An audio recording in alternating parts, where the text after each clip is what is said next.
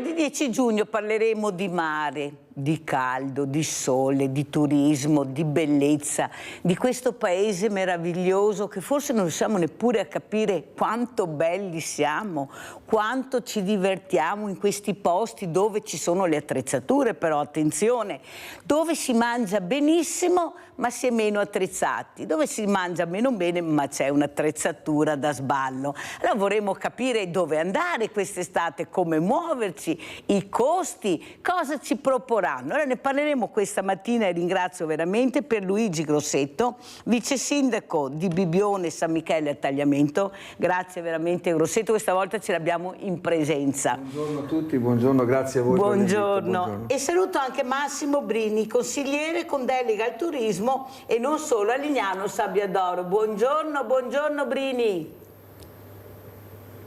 Non la sento. Eccolo qua, adesso lo sentiamo Massimo Brini. Vi conoscete? Certo, ciao Massimo, allora vado bene questa mattina perché sono amici, si conoscono, è bello così, così sentiremo le due realtà molto vicine. Abbiamo il tagliamento che ci divide e ci unisce. Ecco, bellissima questa cosa, ci divide e ci unisce. Allora inizierei proprio da Pierluigi Grossetto. Allora, come si è aperta la stagione, cosa proponete, cosa richiedono le famiglie, i turisti che arrivano? Purtroppo dicono abbiamo perso i russi che erano veramente importanti, gli ucraini, abbiamo perso anche un po' di Germania perché fanno fatica ad arrivare perché loro il conto deve tornare la sera precisissimo, non sono come noi. Allora, cosa ci dice Grossetto? Come è andato? Come si apre la stagione? Ma diciamo che Bibbione è una realtà apprezzatissima sia a livello nazionale che internazionale. È vero che qualche russo, insomma, è venuto meno dopo la crisi che c'è stata con la guerra con l'Ucraina. È altrettanto vero che quei tedeschi che erano un po' mancati anche per via del periodo del Covid stanno ritornando, anzi sono ritornati, i dati ci confortano in questo senso. Abbiamo fatto una proiezione per quello che riguarda il 2025 rispetto all'anno passato e abbiamo delle conferme importanti, insomma siamo soddisfatti. L'anno scorso è stato un anno positivo dal punto di vista delle presenze, abbiamo raggiunto e superato i 5.500.000 numeri insomma importanti. D'altronde la nostra spiaggia è una spiaggia che è attrezzata, come si diceva prima, fornisce servizi di un certo livello, è accessibile, inclusiva, quindi sono tutte caratteristiche, doti che oggi come oggi per chi vuole un turismo completo insomma sono importantissimi. Le piste ciclabili, la possibilità di raggiungere il mare in poco tempo, una spiaggia pulita, attrezzata, come dicevo, fanno la differenza. Certo, rispetto a certe realtà del sud dove il mare offre degli spettacoli che noi non ci possiamo permettere, ma non per colpa nostra, insomma la natura è questa, abbiamo cercato di compensare. Abbiamo però una grande parte, noi come Bibbione, insomma come realtà di Bibbione, una parte dedicata alla natura, abbiamo 360 ettari di parco, la Val Grande che dall'anno passato, dal 2024, è aperta al pubblico, quindi la possibilità con una prenotazione di fare delle visite guidate in mezzo a una biodiversità che è fatta veramente per essere vissuta, molto molto bella. E anzi invito chiunque frequenti i nostri spazi insomma, a sfruttare anche questa opportunità. E poi tante piste ciclabili che sono dedicate insomma, al nostro turista che è prettamente familiare. Allora, mandiamo anche le immagini di Bibbione intanto che il vice sindaco parla, così vediamo, prego. Ecco, una spiaggia, come potete vedere, una spiaggia molto molto ampia, c'è la possibilità di stare comodamente insomma, ad una distanza,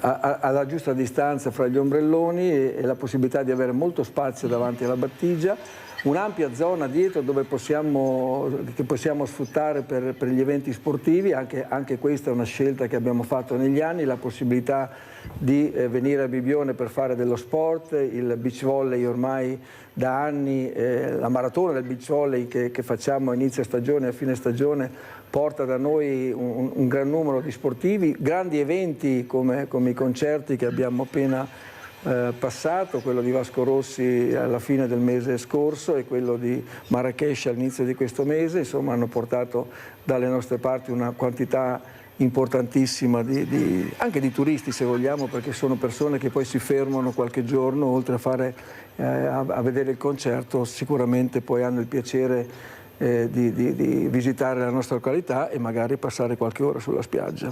Adesso sentiamo Massimo Brini, invece parleremo di Lignano. Ecco, come si è aperta la stagione, Brini, cosa ci racconta? Ecco, cosa sperate? Speriamo nel bel tempo, perché sto caldo, ecco, fa fatica sto anticiclone a fermarsi, a star fermo. Noi ne abbiamo bisogno dopo un autunno, un inverno e primavera terribili nel vero senso della parola. Prego.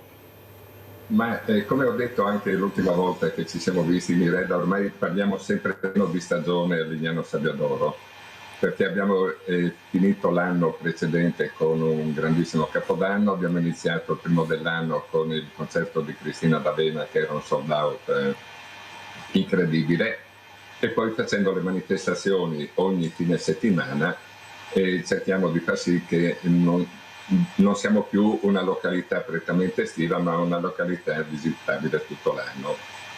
Noi come Bibione, perché siamo stati, diciamo, un po' comune guida in questo senso, con Bikers Fest, e quest'anno abbiamo battuto tutti i record, siamo arrivati quasi a 270.000 motociclisti. Poi il concerto l'abbiamo avuto anche noi questa domenica a Cremonini, un sold out proprio strapieno lo stadio, ma avevamo anche un 4 o 5 mila persone fuori, perché purtroppo i biglietti sono andati venduti subito, la gente non poteva poi averne altri.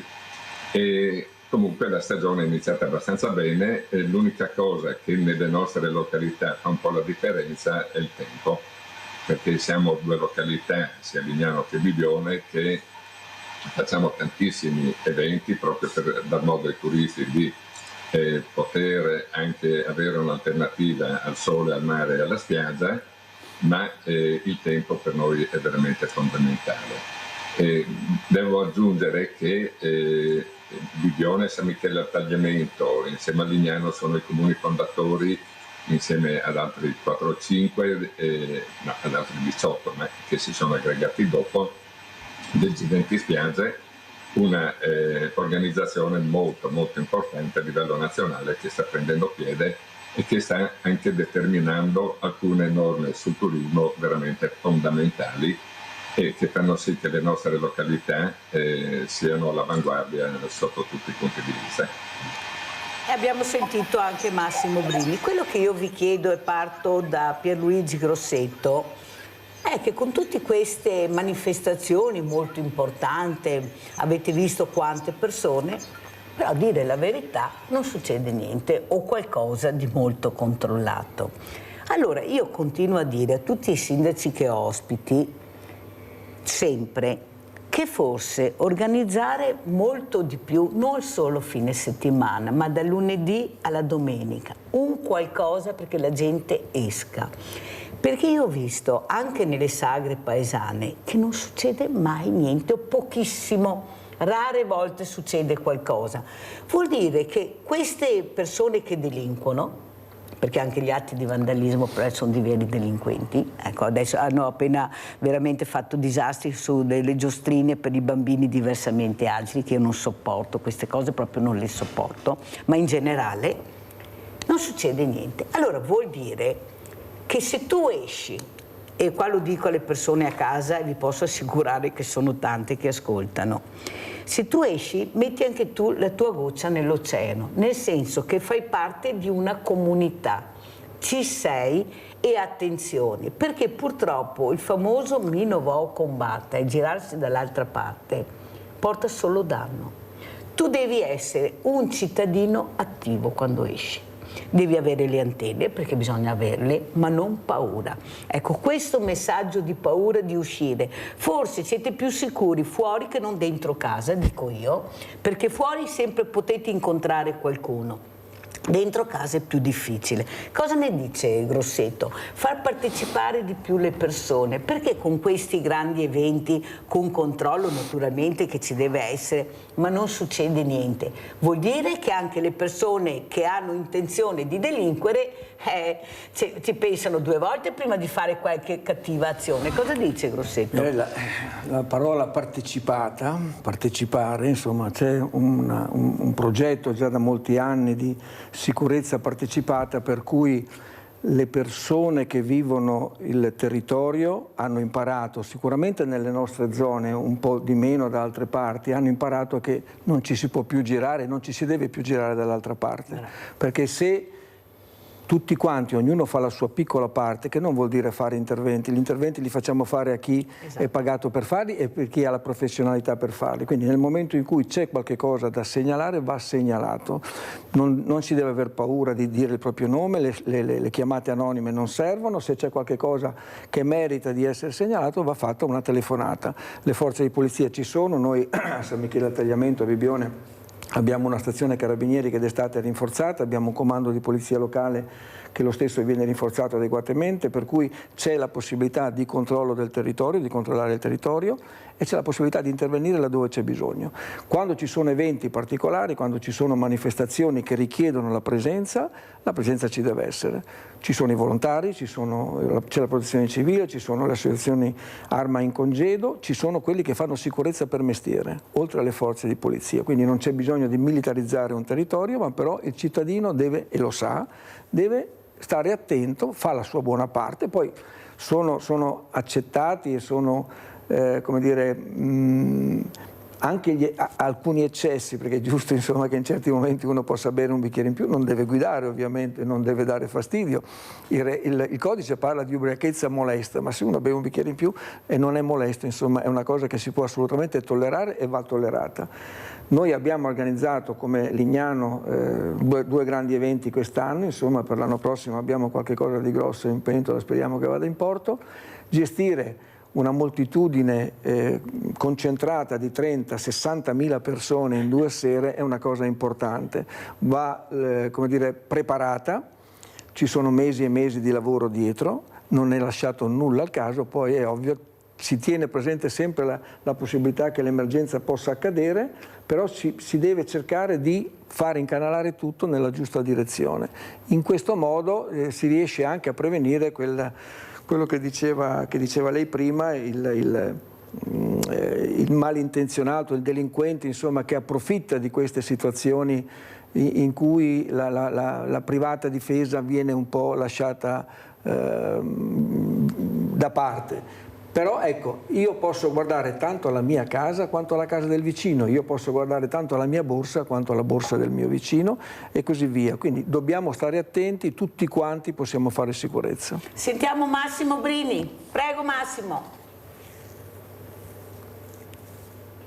Concordo esattamente con quello che dice il collega Pierluigi, che abbiamo la fortuna di essere delle località che hanno una sola o solo 2 vie di accesso, quindi facilmente anche controllabili, per cui se negli anni c'era stato qualche episodio, tra virgolette, di delinquenza o violenza, è facilmente controllabile, facilmente individuabili le persone, per cui hanno capito che devono scegliere altre località, perché sia Lignano che Bibbione sono molto controllate. Anche noi abbiamo la caserma dei Carabinieri che viene rinforzata il comando della polizia locale e abbiamo anche per i mesi di giugno, luglio, agosto il commissariato di polizia, quindi diciamo un controllo capillare, fermo restando che il miglior controllo è, come ha detto Pierluigi, anche quello del cittadino che dà una mano e aiuta a controllare il vicino. Comunque rispetto a tantissime altre località, perché proprio nell'occasione anche degli incontri degli eventi parliamo spesso di queste cose, direi che un po' tutte le località del Triveneto sono molto più sicure di altri posti. Allora adesso vi porto in Regno Unito, andiamo a salutare il dottor Giorgio Vintani, consulente finanziario autonomo. Buongiorno dottor Vintani, come sta? Buongiorno, io bene, grazie a voi. Allora, cosa ci racconta? Allora, noi siamo di qua, lei è di là, molto lontano. Cosa sta succedendo a livello finanziario? Perché vede, io sono convinta che dobbiamo ascoltare le persone che sanno, che quando parlano sono competenti, perché guardi che qua in Italia c'è una confusione, dottor Vintani, che non le dico. Tutto va bene, io ho un banco solidale e sto vedendo che cresce sempre di più la povertà, con famiglie che lavorano in due e non ce la fanno arrivare a fine mese, questo è quello che vedo io. Abbiamo più di 8 milioni di poveri, abbiamo gli operai che non riescono più a sopravvivere perché hanno degli stipendi bassissimi, non solo loro. Abbiamo i pensionati che non ce la fanno. Cosa ci racconta, dottor Vintani? Com'è la situazione, ecco, del suo osservatorio molto importante? Cos'è l'economia nel 2025? Allora, quello che lei dice è vero, perché c'è stata una compressione dei salari reali in Italia ed è stato il paese in cui i salari sono cresciuti assolutamente meno della media europea e che addirittura gli italiani hanno un potere d'acquisto inferiore a quello riscontrato nel 2007, per cui è come se fossimo ritornati indietro quasi di 20 anni. Questo è un discorso. Dall'altro lato, per dire, senza voler fare alcun commento politico, recentemente l'agenzia di rating Standard & Poor's ha elevato il rating dell'Italia, dando sostanzialmente un premio a quello che era la logica del governo, del Ministero del Tesoro, di contenere le spese, e quindi questo ha portato a un abbassamento dei tassi di interesse, che quindi significa una minore spesa per il tesoro. Per quanto riguarda la situazione borsistica, di cui io personalmente mi occupo, il 2025 è partito con un segno positivo per l'Europa, dove il mercato europeo per la prima volta, complici anche i problemi della nuova amministrazione americana, si è veramente segnalato come un mercato vincente,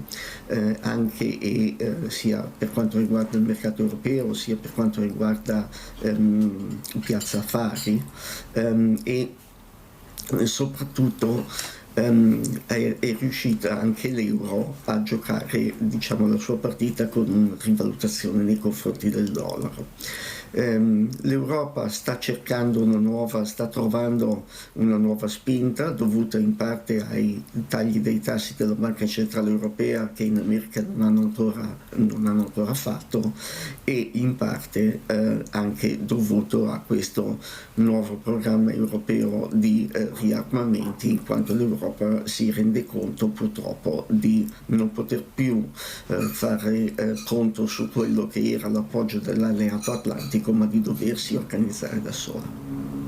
Dottor Vintani, il popolo italiano quasi tutto che non riesce più a credere nelle banche, non investe, tiene i soldi là perché dice almeno là sono al sicuro.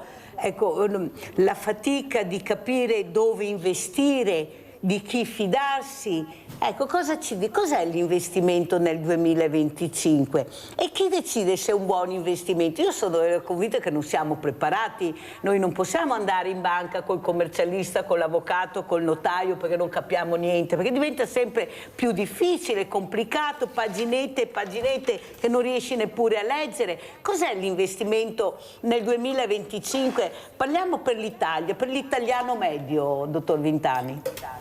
Allora, certamente per dire il processo di investimento tramite le banche è stato un po' complicato, in quanto soprattutto a livello degli oneri che ci sono verificati. La cosa più importante per un investimento, secondo me, è che questo veramente rispecchi gli obiettivi e la tolleranza di rischio del cliente, e che questo venga fatto correttamente, che il cliente sia conscio di quello in cui investe.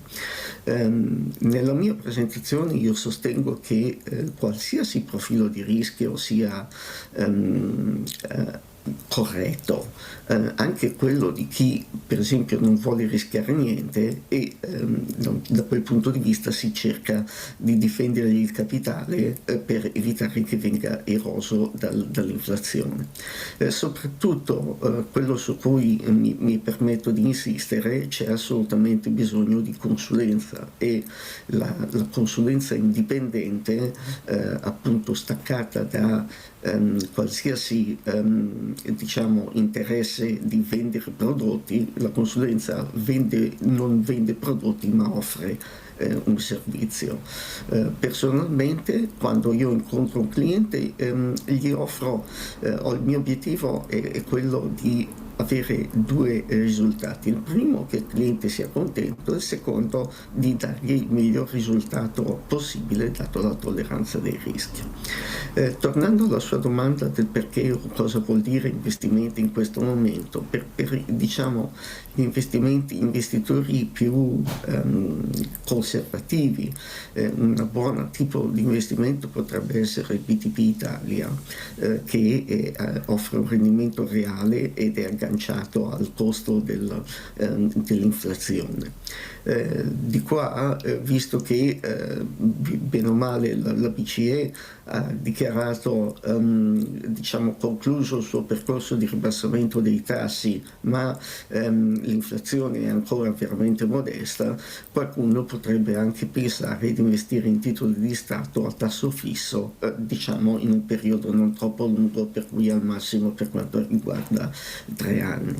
La borsa ha fatto assolutamente il suo percorso e probabilmente continuerà, a mio avviso, ma la cosa importante appunto è che l'investitore sia conscio di quello in cui investe, e che i prodotti in cui si investono abbiano un alto livello di liquidabilità, in modo che si possano vendere se il cliente ne avesse bisogno.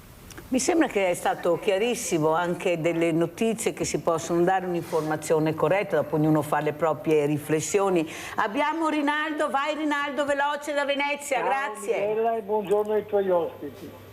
Buongiorno. Saluto i due personaggi della spiaggia. Qua nel Veneto abbiamo 2 centri tegatori di spiaggia, che c'è il Fiore all'Occhiello, che fa illustre al Veneto, perché i 2 capisaldi mi conosco molto bene, Lignano e anche Statra, va bene, e spiagge, fondare famiglie, perché se pulite, rancurare, ti trovi di tutto, ti ha tutto, come tante altre che non voglio dire, però la gente famiglia vive bene, si stanno bene di più. E dopo voglio dire, anche io che è importante, però non è così ricca, perché dico una figlia che ha un condominio a Jesolo da tanti anni, ti fitta, ma non c'è più, è la gente che va in ferie 15 giorni, un mese, ti va 5 giorni, 10 giorni, 4 giorni, cosa vuol dire? Vuol dire che l'economia che decanta tanto, se percepisce l'economia, l'operaio, il gente medio, è la gente che ha un stipendio da 1.500, 2.000, dopo gli altri no, ma con 2.000 di stipendio anche 3, affitto, una famiglia di 3 fiori, non ti mangi niente, perché la borsa della spesa cresce ogni mese il minimo il 7%. A me fare un giro per i supermercati, fare botteghe, ma roba che non ha un valore, adesso mi vende il Sagliese a 8-9 euro, 10 euro il chilo, 12. Questo è stato, mica ho fatto sposare 80 anni in famiglia, va bene. E a questo momento i Neoni, i Sagliese e le metalline, che roba dovrebbe costare poco, perché è caldo, e roba se ne va in 2 giorni, ti butti via e frago. in apprezzi esagerati. Grazie Non Rinaldo, devo andare avanti, se no non ce la faccio, ma hai fatto diverse riflessioni con questa telefonata. Sentiamo Pierluigi Grossetto cosa vorrebbe chiedere al dottor Vintani. È stato molto chiaro il dottore, ecco, bisogna riflettere, informarsi e poi l'investimento si può fare. Prego. Ma l'investimento oggi, intanto bisogna avere i soldi per investire, allora bisogna trovare una via di incontro, insomma noi siamo comunque stati sempre un popolo di piccoli risparmiatori, cerchiamo di arrivare a fine mese e mettere via qualcosa, quel qualcosa poi da poter in qualche maniera investire senza grandi rischi. È un po' di tempo, da un po' di tempo a questa parte, mettere via qualcosa ogni mese non è facile, insomma le tasse sono tante. Proprio qualche giorno fa i media ci informavano che fino a oggi parliamo della settimana scorsa, fino a oggi abbiamo lavorato per pagare le tasse, da oggi in poi lavoriamo per noi. Quindi siamo migliorati leggermente rispetto a qualche anno fa, però lavoriamo ancora la stragrande maggioranza dell'anno per pagare le tasse, per pagare tutto quello che poi dovrebbe, come dire, fornirci dei servizi. Quindi ben liete le tasse se poi dopo abbiamo... Cosa costa un appartamento a Bibbione? Diciamo un appartamento medio, non cerchiamo i 3 camere, esatto. Cerchiamo una cosa normale. Bisogna vedere intanto la metratura, bisogna vedere, è difficilissimo fare Ma grosso modo i prezzi quali sono? Si può stare sui 150.000, insomma bisogna vedere quanto distante si è dal mare, qual è l'appartamento, se è in condominio, se è in queste piccole unità. Comunque sui 150.000 riesci a trovare qualcosa, si può trovare qualcosa. Brini? Sì, sullo stesso condominio, se un appartamento vede il mare o vede verso l'interno, cambia di 80-90 mila il prezzo di un appartamento, quindi veramente fare una stima è difficile. Solo che il problema degli aumenti dal Covid in poi è stato veramente importante e le famiglie fanno sempre più difficoltà a andare avanti, e io con il lavoro che faccio vedo che famiglie che una volta facevano 4 settimane adesso ne fanno 3, chi faceva 3 settimane ne fa 2, non rinunciano alle ferie, però devono un momentino tirare indietro e stare attenti anche al conto in banca e a tutte le esigenze che la famiglia può avere. E quello dell'economia è un settore che a noi ci tocca abbastanza in maniera importante per quanto riguarda il settore turistico, ma ne sono molto colpiti in questo momento i paesi che sono a noi molto vicini e sono i nostri bacini di utenza. Come diceva Pierluigi, la Germania sta sentendo veramente molto la crisi e lo vediamo, l'Austria un po' meno ma inizia a sentirla, gli italiani ancora si difendono, sembrerà strano ma siamo quelli che si difendono di più, forse perché abbiamo, come si sente dire spesso in televisione, un debito pubblico molto alto, però anche i risparmi delle famiglie sono molto alti. E in Italia sono molte le famiglie che posseggono uno o più appartamenti o più case, mentre all'estero sono molto di più quelli che sono in affitto. Dottor Vintani, ma l'appartamento adesso nel 2025 e in futuro sarà un investimento? Perché molti hanno paura di investire, molti dicono a causa delle tasse che ci sono, già quando hai la seconda casa cominci a fare un punto di domanda. L'appartamento è un investimento, dottor Vintani? L'appartamento è sicuramente una parte dell'investimento, ma per dire un portafoglio deve essere assolutamente ben diversificato, per cui un appartamento deve essere, per dire, non forse come era una volta il primo investimento che le persone facevano, ma uno degli investimenti, non necessariamente il primo, proprio per il fatto che avere una seconda casa costa la casa, costa in termini di tasse, costa in termini di servizi, costa in termini di spese di condominio, a meno che non sia una casa singola. Dipende, ovviamente la casa, a differenza degli investimenti finanziari, offre il grande beneficio di potervi risiedere per parte dell'anno, se per esempio al mare, ma un investitore deve pensare a quello che è l'uso effettivo che fa della casa o quanto tempo pensa di farlo prima di risiederci. Quello che mi preme dire è che l'investimento in immobili è un investimento, per dire, a lunghissimo termine, nel senso che ha un orizzonte di investimento minimo di 10 anni, mentre invece negli orizzonti finanziari si può eventualmente raggiungere degli obiettivi anche con intervalli minori.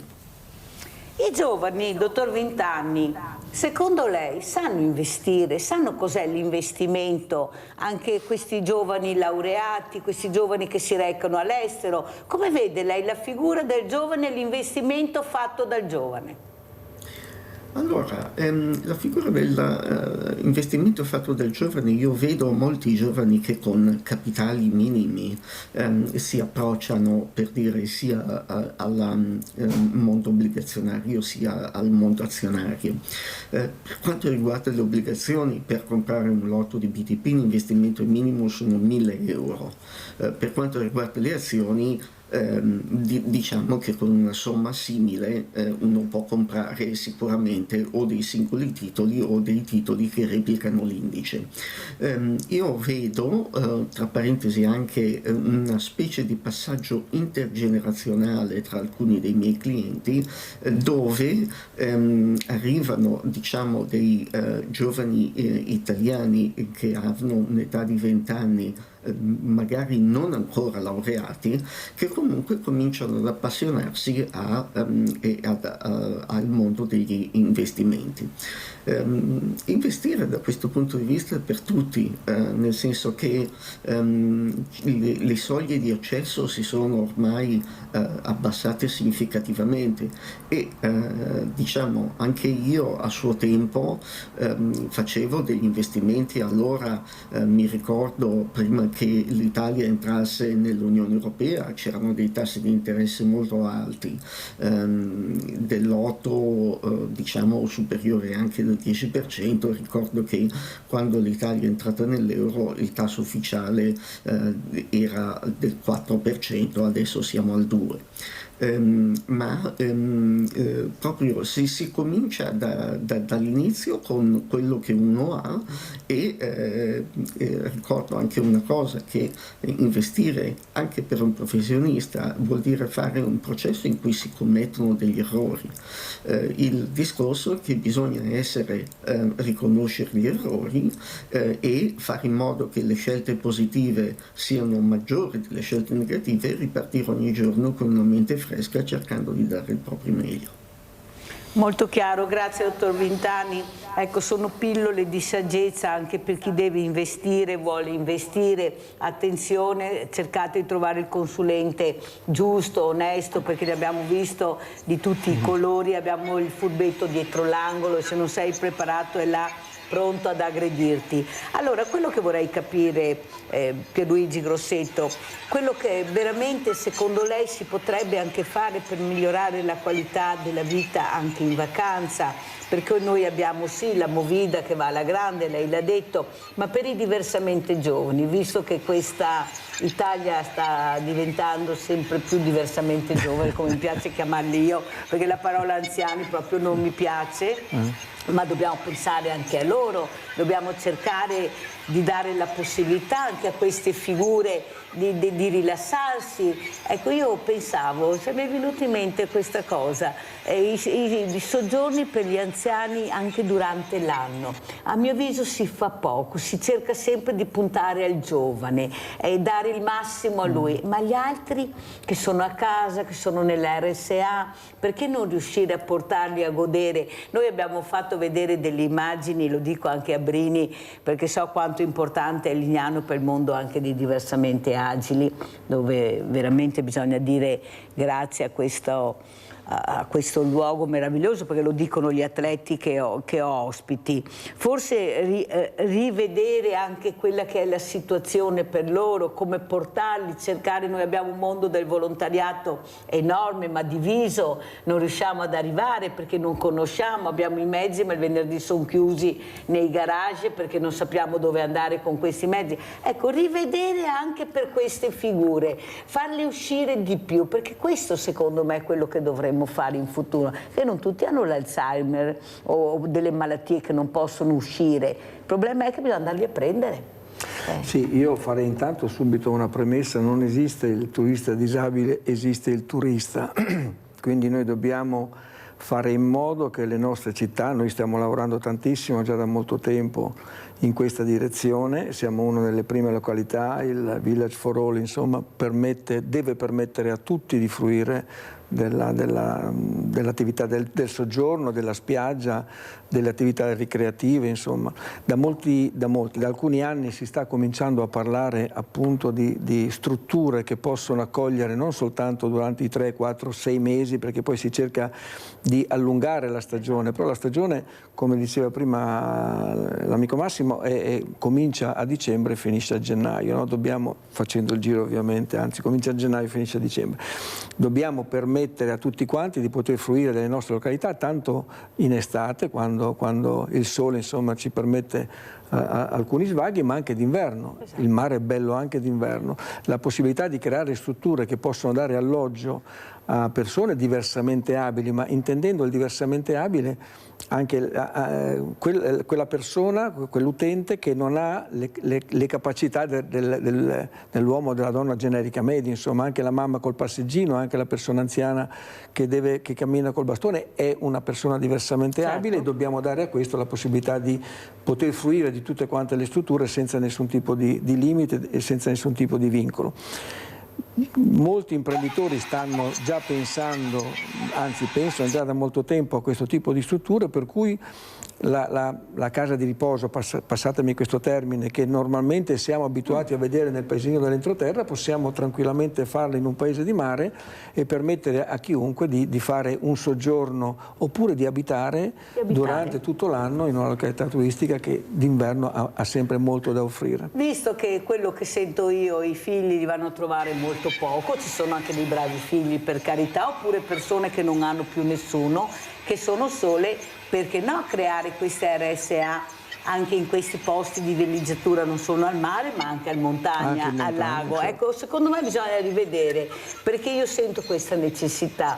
Io li vedo, abbiamo fatto dei servizi anche con nostra Media Nord-Est, quando vengono nelle vostre località sono strafelici. Ecco, questi 2 giorni se riescono a farne 2, anche qua, dottor Vintani, dovremo capire cos'è l'economia per riuscire a portare veramente, ad atterrare dolcemente queste figure che, se siamo diventati così grandi, belli e bravi, è merito loro, del loro lavoro, del loro sacrificio, dell'impegno che hanno messo per farci crescere senza tanti psicologi, certo, senza tante figure attorno, ma guardandoci negli occhi e dirci: adesso ti fermi e decido io cosa fai, finché riesco a gestire la situazione, perché sapevano essere autorevoli e autoritari. Qui non si capisce più il giusto mezzo. Ecco, cosa sta succedendo. Allora, prima di salutare, ecco, manderei le immagini di Bibbione, perché adesso andiamo in pubblicità, e volevo sentire, siccome Pierluigi Grosseto ci deve lasciare, vice sindaco di Bibbione San Michele a Tagliamento,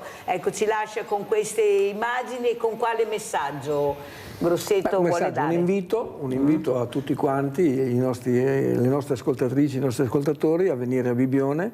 È una città, come abbiamo detto, che dà servizio, è accessibile, è inclusiva, e vale la pena. Qui abbiamo le immagini del nostro Luna Park, uno dei più bei Luna Park della Riviera, insomma è una delle poche strutture che è abbastanza vicino al centro da non dover essere raggiungibile con mezzi pubblici o mezzi privati. Insomma, la spiaggia, questa è un'altra immagine della nostra spiaggia al tramonto, quindi bellissima, romantica, ma nello stesso tempo servita, accessibile, pulita, e quindi rinnovo l'invito a tutti quanti per venire a passare un weekend, una settimana. Insomma, i prezzi non sono impossibili.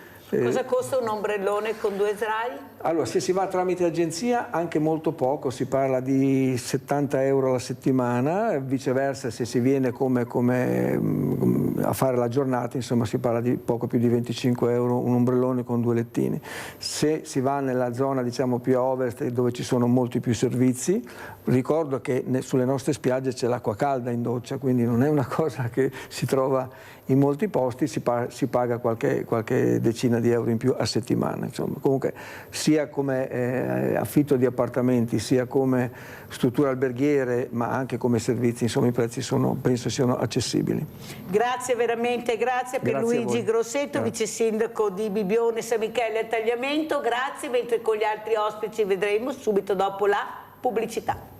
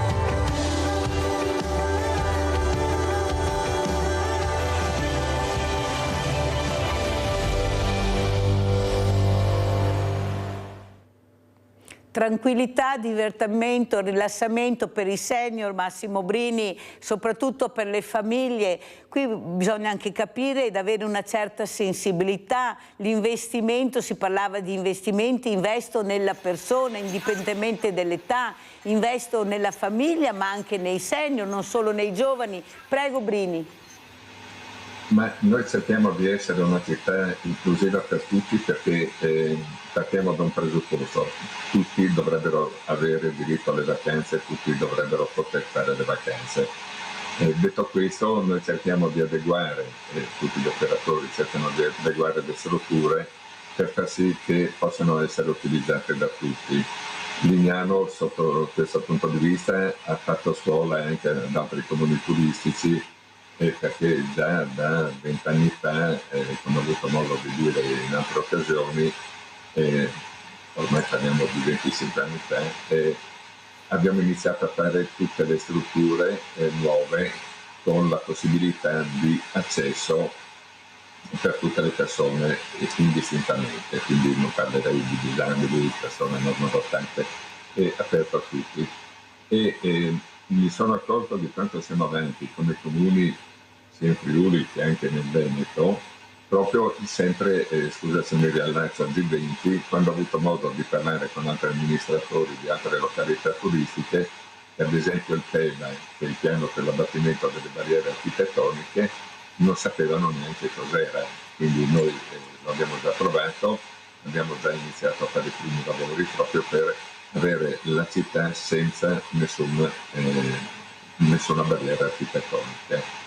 È un piano che è durato, uno studio che è durato 1 anno e mezzo, sono state analizzate tutte le strade, per questo ti dico che stiamo andando verso una località accessibile a tutti e come noi, quelle del nord-est, quindi non voglio parlare solo di Lignano, ma bisogna dare a Cesare quel che è di Cesare, quelle del nord-est sono molto ma molto più attente di tutte le altre a questo tipo di turismo, che sarà anche il turismo del futuro, perché vuoi che un po' il cambiamento climatico, per cui il clima un po' più mite permette che le località turistiche possano essere visitate e usufruite molto anche in inverno, vuoi perché con l'innalzamento dell'età media la gente ha sempre più voglia di venire al mare in una città dove ci si può rilassare veramente nell'arco dei 365 giorni. Allora, dottor Vintani, vedendo queste immagini le viene voglia del mare d'Italia, ecco, di questi imprenditori, non solo italiani ma anche stranieri, che hanno investito, ma perché grazie anche agli amministratori hanno trovato delle soluzioni fantastiche. Ecco, chi non vorrebbe avere un appartamento e investire su queste spiagge? Ecco, cosa dice lei, ecco, come esperto? Ecco, questi imprenditori che investono, ecco, che non hanno paura, e poi ci ritroviamo, perché veramente sono una bellezza, avete visto la cura che hanno anche dei particolari, delle persone fragili. Prego, dottor Vintani. Sicuramente le immagini che avete proiettato sono bellissime, e soprattutto in estate la vacanza al mare è stata una vacanza assolutamente tradizionale per gli italiani, anche per me stesso. Quando ero bambino, mio nonno materno aveva una casa non molto lontano da lì, da Lignano Sabbiadoro, per cui sono... abbiamo scoperto che il dottor Vintani, ecco, è un po' di casa, diciamo, a Lignano Sabbiadoro. Prego. Dicevo che la vacanza al mare è una vacanza assolutamente tradizionale per quanto riguarda gli italiani, soprattutto nella stagione estiva, e comunque che le immagini, per dire, proiettate erano assolutamente bellissime, di sicuro rilievo. E anche io, per dire, da bambino andavo in questi posti, in queste spiagge, in quanto nonno materno aveva una casa non molto lontano da Lignano Sabbiadoro a Grado. Per quanto riguarda l'attitudine degli imprenditori, purtroppo un imprenditore, bene o male, è chi si assume il rischio di impresa, e diciamo che da quel punto di vista dipende molto dalla bravura dell'imprenditore e anche dalle condizioni del mercato, che gli permette più facilmente o meno facilmente di raggiungere i propri obiettivi.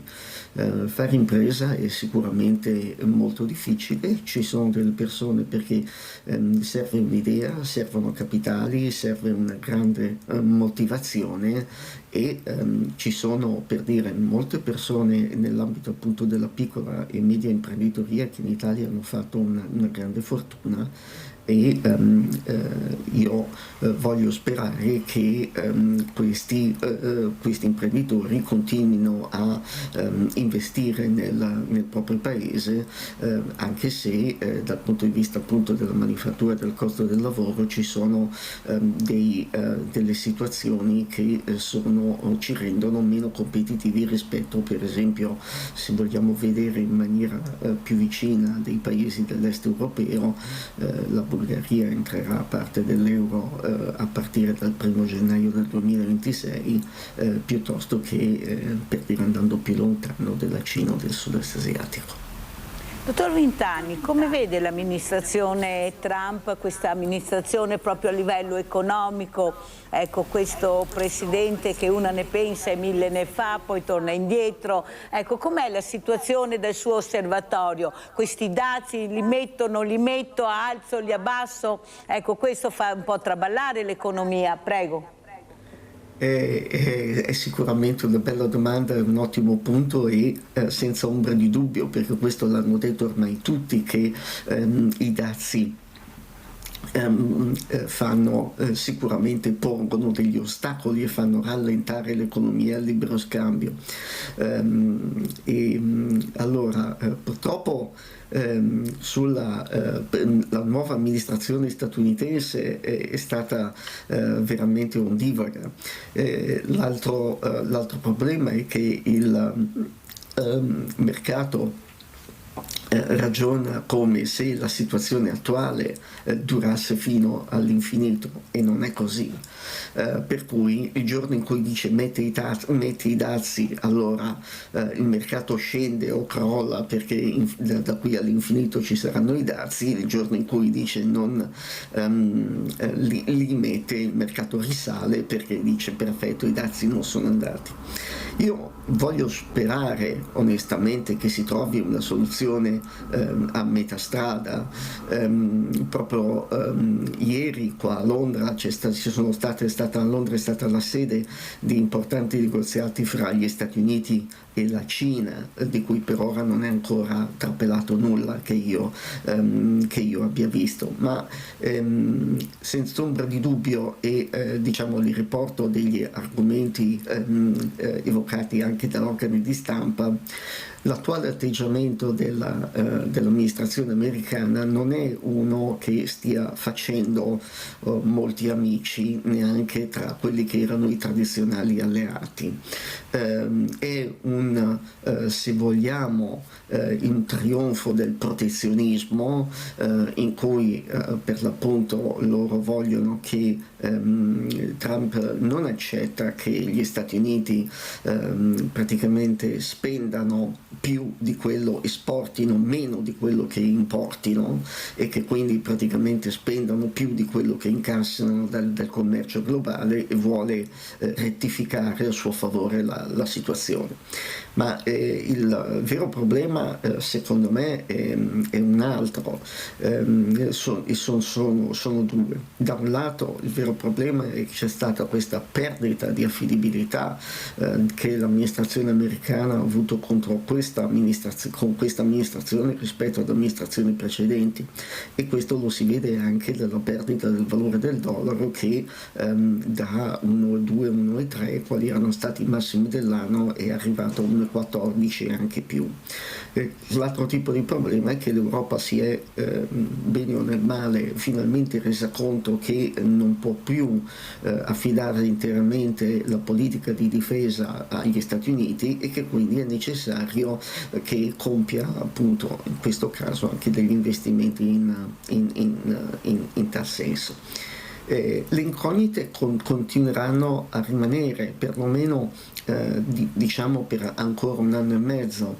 Perché dico 1 anno e mezzo? Perché tra 1 anno e mezzo ci saranno le midterm election, che normalmente funzionano come per dire un limite alla capacità del presidente, nel senso che tipicamente la midterm election vince il partito che non è al governo, in questo caso i democratici, e quindi probabilmente a quel punto i democratici potranno avere magari il controllo di una delle 2 camere, e questo ovviamente limita l'azione appunto del presidente, in quanto deve contare su un Parlamento non più partigiano per appunto realizzare le sue leggi. C'è poi, e chiudo con questo grande scontro fra amministrazione e aspetto giudiziario, in quanto al di là della situazione dei dazi, il governo americano ha fatto delle politiche molto strane anche nei confronti sia delle stesse università americane, sia nei confronti appunto dell'apporto appunto degli stranieri, dell'accesso degli stranieri alle loro università, limitando le capacità, limitando i visti e l'accesso appunto agli stranieri non americani delle loro università, che peraltro sono alla fine quelli che pagano la gran parte del conto, in quanto sono sicuramente, che vengano diciamo direttamente dall'estero, che siano naturalizzati americani, sono quelli che occupano la maggior parte dei posti in questi tipi di università, per cui è una politica sicuramente molto più battagliera. A noi, ahimè, non resta che stare a vedere e cercare anche dal punto di vista di investimenti di mettere in atto delle pratiche che, per esempio, investire più in Europa e meno in America, staccarsi dal dollaro, o situazioni che tengono conto purtroppo di questa nuova realtà. Avete capito più chiaro di così? Dobbiamo sospirare ancora 1 anno e mezzo, stare molto attenti, con le antenne sempre belle alte, soprattutto un'Europa unita, un'Europa che sappia anche rispondere a queste sfide, e penso che persone competenti, dottor Vintani, le abbiamo, veramente ne abbiamo parecchie anche. Il problema è ascoltarle e vedere da che parte veramente guideranno questo paese, non solo l'Italia ma l'Europa, che per conto mio sarebbe un bellissimo villaggio, il villaggio più bello del mondo. Questa per me dovrebbe essere l'Europa. Io ringrazio veramente il dottor Vintani di essere stato con noi, di aver dato queste pillole di saggezza, veramente la ringrazio. Dovete sempre ascoltare come fate molto bene a casa, perché ogni mattina impariamo qualcosa da professionisti seri e preparati. Veramente grazie al dottor Giorgio Vintani, consulente finanziario autonomo. Grazie. Allora, per chiudere invece io chiuderei con un bilancio, il bilancio dei Pentecoste a Lignano, e poi saluteremo Massimo Brini. Andiamo a sentire. Come da tempo è ormai risaputo, la Pentecoste è una festività che mette quantomeno sotto pressione la località balneare di Lignano, che deve vedersela con le esuberanze di tanti giovani stranieri, soprattutto austriaci, che sfruttano quello che in America chiamano spring break per sfogarsi, divertirsi, purtroppo andando qua e là ben oltre il limite consentito per una tranquilla convivenza. Con puntualità l'amministrazione comunale di Lignano ha aggiornato l'evoluzione del festeggiamento, sottolineando una giornata e serata del sabato andata bene sotto il profilo della sicurezza, nonostante il grande numero di persone, condividendo con la stampa le immagini della domenica mattina, con la città pronta a ospitare il suo turismo classico, quello più slow, tranquillo, volto a godersi la bellezza della località friulana senza particolari eccessi. Questo grazie alla collaborazione tra istituzioni, esercizi commerciali, chi si occupa di sicurezza e ordine pubblico, nonché ovviamente la presenza delle forze dell'ordine. Nella giornata di sabato, da parte degli agenti del comando di polizia locale, ha riportato l'assessore Portello, hanno emesso 5 provvedimenti amministrativi per ubriachezza, 12 per possesso di bottiglie di vetro e musica abusiva, 4 denunce per commercio abusivo, 5 sequestri di stupefacenti in piccole quantità e anche il recupero di 15 oggetti ritrovati tra portafogli, telefonini e altro, 4 gli interventi per tafferugli, 3 gli accompagnamenti per identificazione e altrettanti per atti vandalici su beni privati, oltre a 5 interventi in ausilio per soccorso a persone in emergenza etilica. Venerdì 6 giugno numeri che erano stati più o meno simili, con 6 persone che detenevano alcol e vetro, 5 per commercio abusivo, 27 infrazioni al codice della strada, 3 fermati per stupefacenti, 5 per tafferugli e un accompagnamento per identificazioni. È la domenica che ha visto le maggiori problematiche, soprattutto con l'episodio grave della minorenne austriaca caduta da un lucernaio in plexigas, ma per fortuna non in pericolo di vita. Dinamiche da chiarire, mentre sono più chiare quelle che hanno portato a un totale di 24 interventi dei soccorsi per eccesso di alcol e in casi più gravi coma etilico. E così Lignano è pronto a tornare a una normalità dopo la Pentecoste, messa ulteriormente a dura prova dalla concomitanza del concerto di Cesare Cremonini, che ha riversato un altro surplus importante di visitatori appassionati in riva al mare. Il bilancio resta positivo, anche se poi qualcuno non sembra essere d'accordo. Allora, sentiamo Massimo Brini come conclude e come legge questo servizio che abbiamo visto da buon osservatore, da buon critico, ma anche da amministratore. Prego Brini. Complimenti per il servizio, perché ha ricalcato pienamente quello che è stato il weekend, l'ultimo weekend a Lignano Sabbia d'Oro. E il fatto del concerto di Cremonini non era fatto a caso, perché abbiamo cercato, visto che le Pentecoste creano sempre queste problematiche, di avere un maggior numero di turisti italiani rispetto alla percentuale di turisti austriaci, per far sì di poter misciare, mi scuso del termine, ma era proprio questo quello che volevamo fare, i nostri turisti italiani con quelli austriaci, in modo da evitare quella che era una festa che è degenerata nel corso degli anni, che è quella delle Pentecoste. In parte ci siamo riusciti, e dobbiamo però anche mettere in luce che abbiamo avuto il giovedì rispetto al 2024 22.000 presenze in più, il venerdì ne abbiamo avute 28.000, il sabato ne abbiamo avute 35.000 in più di quelle che c'erano gli anni precedenti, quindi superavamo le 100.000 presenze, e i dati di domenica me li danno oggi pomeriggio, ma domenica credo che eravamo intorno alle 150.000 presenze. Rispetto agli anni passati abbiamo messo in campo più forze dell'ordine, grazie al signor prefetto che si è interessato per mandarci più uomini a controllare il territorio, grazie anche al fatto che avevamo quest'altra manifestazione, quindi diciamo era più comprensibile la presenza delle forze dell'ordine. E devo aggiungere che alle 6 allora fino alle 4 o 5 erano in giro, bevevano, non si poteva utilizzare il vetro, per cui i bicchieri di plastica lasciati in giro, molti meno degli anni passati, ma veramente molti meno, ma alle 6 della mattina la città era completamente in ordine e ripulita.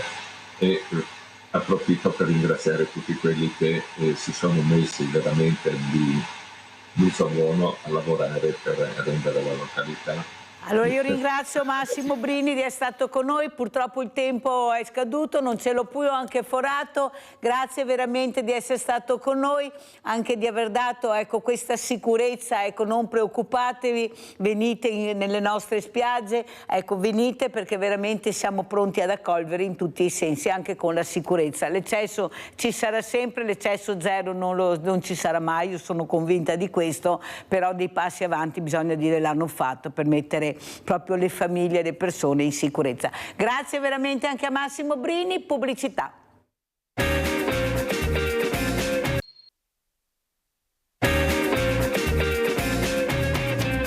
Vi presento un gradito ritorno, saluto veramente un'imprenditrice al femminile ma in tutti i sensi, che è Giulia Maria Pagnosin. Grazie Giulia Maria di essere qui, sentiremo questa donna, questa giovane donna, la creatività, la voglia di farcela, di riuscire, di essere sempre nel pezzo nonostante anche momenti difficili, però se ci credi si superano, ecco, se tu centri l'obiettivo è proprio grazie al sacrificio e l'impegno che tu ci metti perché ci credi. E saluto un altro ospite gradito che è Floriano Zini, vicepresidente nazionale Amnesty International. Grazie anche a lei Zini di essere qui con noi per parlare di questa importante ma soprattutto fondamentale Amnesty International nel mondo. Ecco cosa stiamo vedendo, cosa sta succedendo, ecco questa mente umana che ne basta una, non è che dobbiamo trovarne tante di folli per poi vedere quello che abbiamo. E dicevo proprio anche a Giulia Maria Pagnosin, dove invece vedo con voi, non solo con voi, i giovani, ecco, molti giovani che lasciano i loro paesi, le loro famiglie per aiutare il prossimo, per venire in soccorso delle fragilità. Allora Zini, cosa sta succedendo? Quando veramente capiremo che l'uomo si sta facendo male da solo, cioè parte, ma pazienza quello, tutti questi civili che muoiono per niente, questi bambini, queste donne, questi diversamente agili come le chiamo io, che non hanno neppure la possibilità di scappare. Prego Zini. Buongiorno, grazie mille dell'invito. Sì, il mondo sta vivendo un periodo decisamente complesso sotto l'aspetto dei diritti umani. I diritti umani ce li abbiamo dalla nostra nascita e ce li abbiamo tutti gli esseri umani ce li hanno, indipendentemente da dove nascono, da dove crescono, dal colore della pelle, dall'orientamento sessuale, da quello che pensiamo, dalle idee politiche.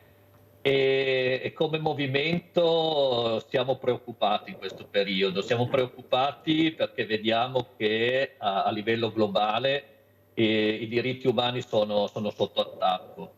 Sono sotto attacco e dobbiamo in qualche modo resistere. È un periodo di resistenza questo, è un periodo di resistenza per fare in modo che i diritti che ci siamo conquistati durante gli anni con delle lotte importanti, con delle proteste, con un impegno collettivo, con un miglioramento della consapevolezza che i diritti sono importanti.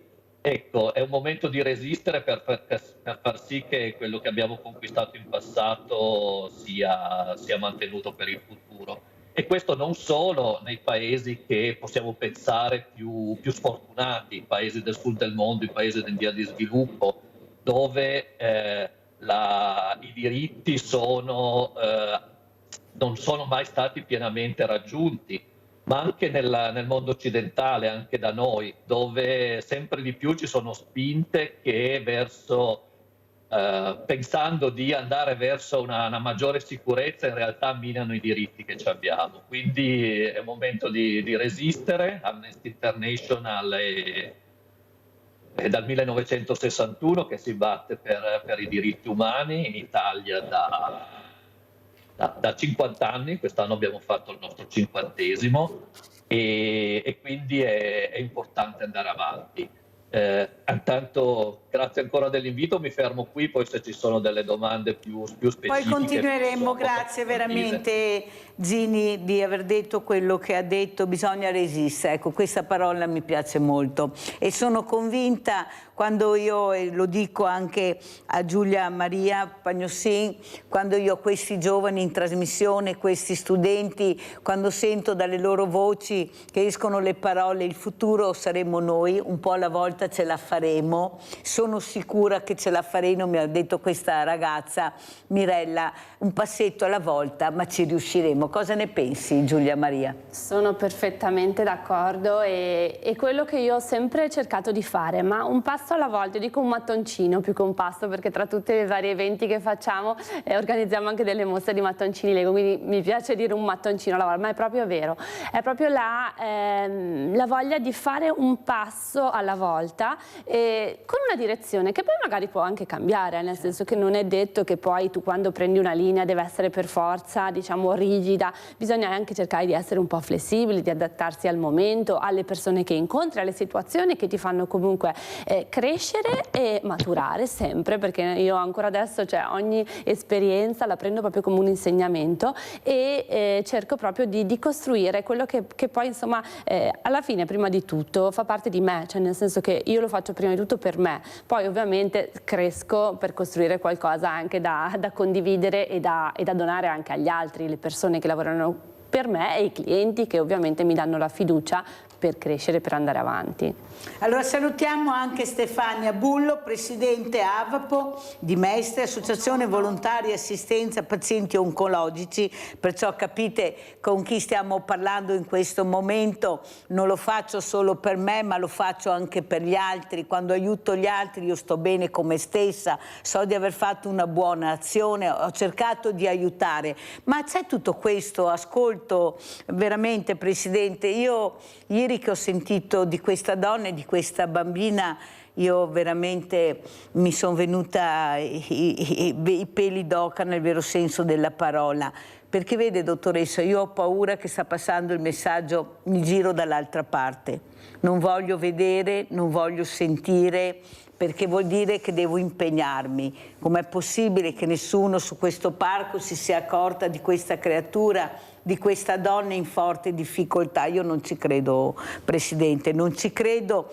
e penso che forse dobbiamo riflettere un po' tutti, perché queste morti sono colpa anche nostra, di non voler vedere, di non fermarsi un attimo a chiedere hai bisogno di aiuto. Ecco, io sono veramente esterrefatta di questo, perché non è possibile su un parco ben tenuto, bellissimo, dire ma, perché poi abbiamo sentito, l'ho vista, l'ho sentita, era vestita così, c'è qualcosa che non va, cosa ci dice? Ma bisogna proprio toccare il male come fa lei, dottoressa, per far capire che tutti quanti dobbiamo mettere una goccia, non serve tanto impegno, però la goccia sì, bisogna metterla. Prego. Beh, direi anche qualcosa di più di una goccia, però è chiaro che chi opera in AVAPO è la dimostrazione, l'attestazione che non ci si gira dall'altra parte. È chiaro che l'ambito nel quale noi operiamo come volontari è un ambito difficile perché ci porta a stretto contatto con la sofferenza. Ancora oggi la malattia oncologica spaventa, nonostante la ricerca e la medicina abbiano fatto notevoli progressi. Però è un argomento che uno vorrebbe non toccare, ma l'avere all'interno della nostra attività un gruppo costituito da quasi 150 volontari attesta che ci sono ancora persone intorno a noi che non si girano dall'altra parte, ma che capiscono l'importanza di dare un aiuto e di contribuire tutti in modalità diverse, a seconda anche delle proprie abilità, disponibilità di tempo, eccetera, per contribuire a quello che io definisco il bene comune, cioè una società che sappia essere inclusiva, dove le persone non si girino appunto dall'altra parte, perché bisogni ce ne sono moltissimi e i bisogni che io rilevo quotidianamente sono quelli sì di poter contare su un aiuto concreto, ma soprattutto di avere qualcuno che ti ascolti, che si ponga al tuo fianco, che ti dica guarda che non sei solo, che c'è qualcuno che anche con dei limiti, perché non sempre si possono soddisfare tutte le necessità, però c'è qualcuno disposto ad aiutarti. Allora, sentiamo cosa ne pensa Zini di questo, invece girarsi dall'altra parte, questi numeri che stiamo vedendo anche a Gaza e non solo, queste guerre a macchia di leopardo, come diceva sempre Papa Francesco, tantissime. Forse c'è qualcuno che si sta girando dall'altra parte, ormai non passano più le persone, passano i numeri. E no, non ci sto, Zini, noi stiamo parlando di creature che avrebbero il diritto di vivere o almeno di sopravvivere a quello che è uno sterminio che fa veramente venire i brividi. Ecco, come la vede lei? Ecco, noi abbiamo questi volontari che cercano di far atterrare queste persone dolcemente e poi dall'altra parte abbiamo questa mente umana che schiaccia un bottone e fa saltare ospedali, scuole, condomini. Ecco, cosa sta succedendo? Sta succedendo una situazione veramente inaccettabile. Lei ha citato Gaza, e Gaza è l'esempio di una situazione in cui c'è una negazione totale dei diritti umani delle persone. Amnesty International ha effettuato delle ricerche sul campo durate 24 mesi con ricercatori che sono andati lì, hanno intervistato le persone, hanno visto che cosa succedeva. E dopo queste indagini, dopo aver raccolto tutti gli elementi necessari, ha concluso che a Gaza è in corso un genocidio. È in corso un genocidio da parte delle forze armate del governo israeliano nei confronti della popolazione civile. E genocidio è una parola grossa, è una parola che ci fa molta paura, e è una parola che trova la sua definizione all'interno del diritto internazionale. Esiste una convenzione internazionale sul genocidio che definisce dei parametri molto, molto stretti per poter dire è in corso in genocidio.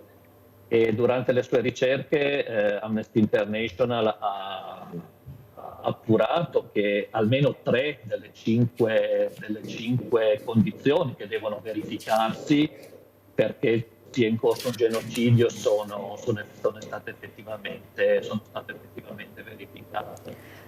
Allora, Presidente Zini, io ho avuto il professor Marella, che è esperto di diritto internazionale, che lui ha spiegato anche molto bene cosa vuol dire il diritto internazionale, ma mi sembra che non venga rispettato. Allora ci sono delle firme, ma chi se ne frega anche se ho firmato, ecco, non mi interessa più. Allora, quanto è importante invece il diritto internazionale, credere su questo diritto che pone veramente dei paletti, delle firme importanti? Prego. È vero, il diritto internazionale spesso non viene rispettato. Cioè, oltre alla Dichiarazione internazionale dei diritti umani, che è il documento fondante dei diritti umani, della Dichiarazione universale del 48, ci sono tutta una serie di atti che sono vincolanti appoggiate nei confronti degli Stati. Purtroppo gli Stati spesso non firmano i trattati e poi non li rispettano. E cosa fare per far sì che gli Stati rispettino questi trattati? E serve l'impegno di tutti, serve l'impegno nostro, serve l'impegno delle associazioni. Amnesty International denuncia le violazioni del diritto internazionale sui diritti umani e chiede alle persone di attivarsi. Chiede alle persone di attivarsi nei confronti dei governi attraverso la firma di petizioni, attraverso la mobilitazione delle persone. Ecco, prima si diceva tendiamo a girarci dall'altra parte.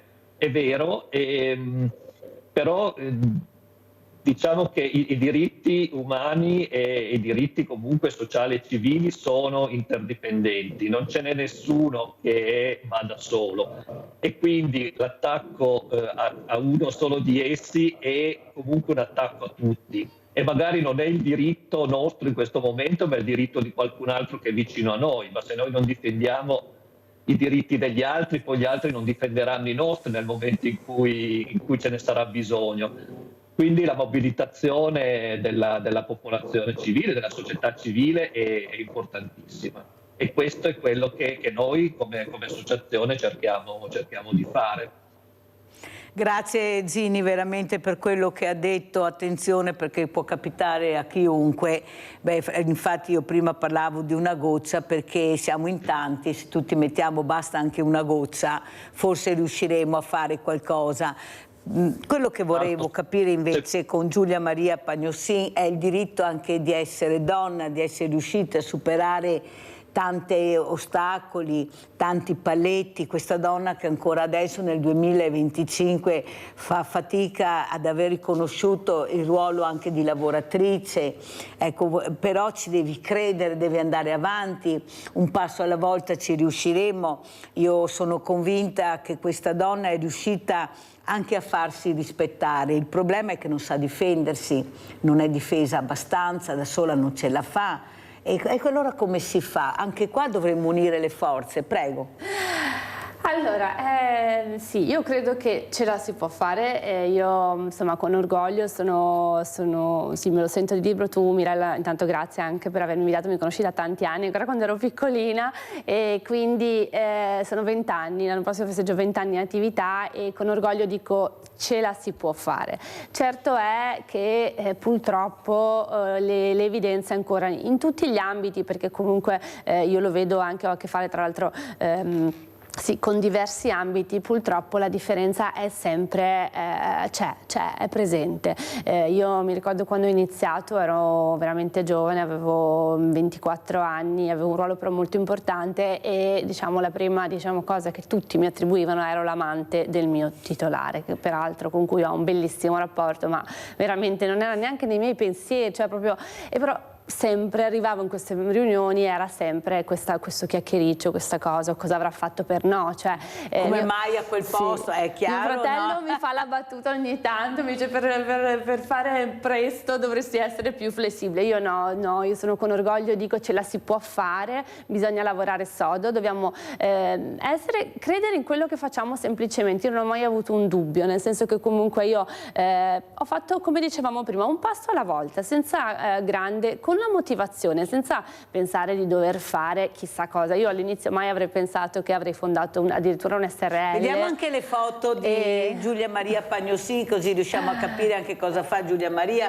Ecco, adesso vanno in onda le foto, prego Giulia Maria. Sì, non avrei mai pensato, tutti mi dicono come hai iniziato. Ho incontrato prima anche in regia un ragazzo che stava facendo uno stage qui e mi incuriosisce sempre vedere, anche capire il feedback di questi giovani, di cosa hanno nell'idea nel futuro, ma dico non ponetevi, ecco mio fratello che è saluto, la mia, sì, è la mia veramente metà, dico sempre, perché siamo proprio una squadra importante, dico è importante comunque credere in quello che si fa, ma farlo anche accadere, nel senso che io non avrei mai pensato di fondare un SRL quando ho iniziato a lavorare il mio primo, no, cosa pensavi di fare? Io amavo quello che facevo, ho sempre amato quello che ho fatto. Creativa, eri una creativa. Sempre amato, un evento dopo l'altro, ecco, queste sono le foto degli eventi. Perché Giulia Maria, ecco, crea eventi, perché questo è quello che fa Giulia Maria come imprenditrice. Sì, ecco, queste sono le foto di un po' di miei eventi, dei più belli, ma veramente negli anni ne abbiamo fatti di ogni tipo. Infatti il primo era appunto una mostra di mattoncini Lego, perché eravamo venuti a raccontare qui da te anche questo, e poi appunto siamo appena tornati al congresso, ecco, questa è l'ultima foto più recente del Notai d'Italia che abbiamo fatto a Capri con 200 e passa Notai d'Italia.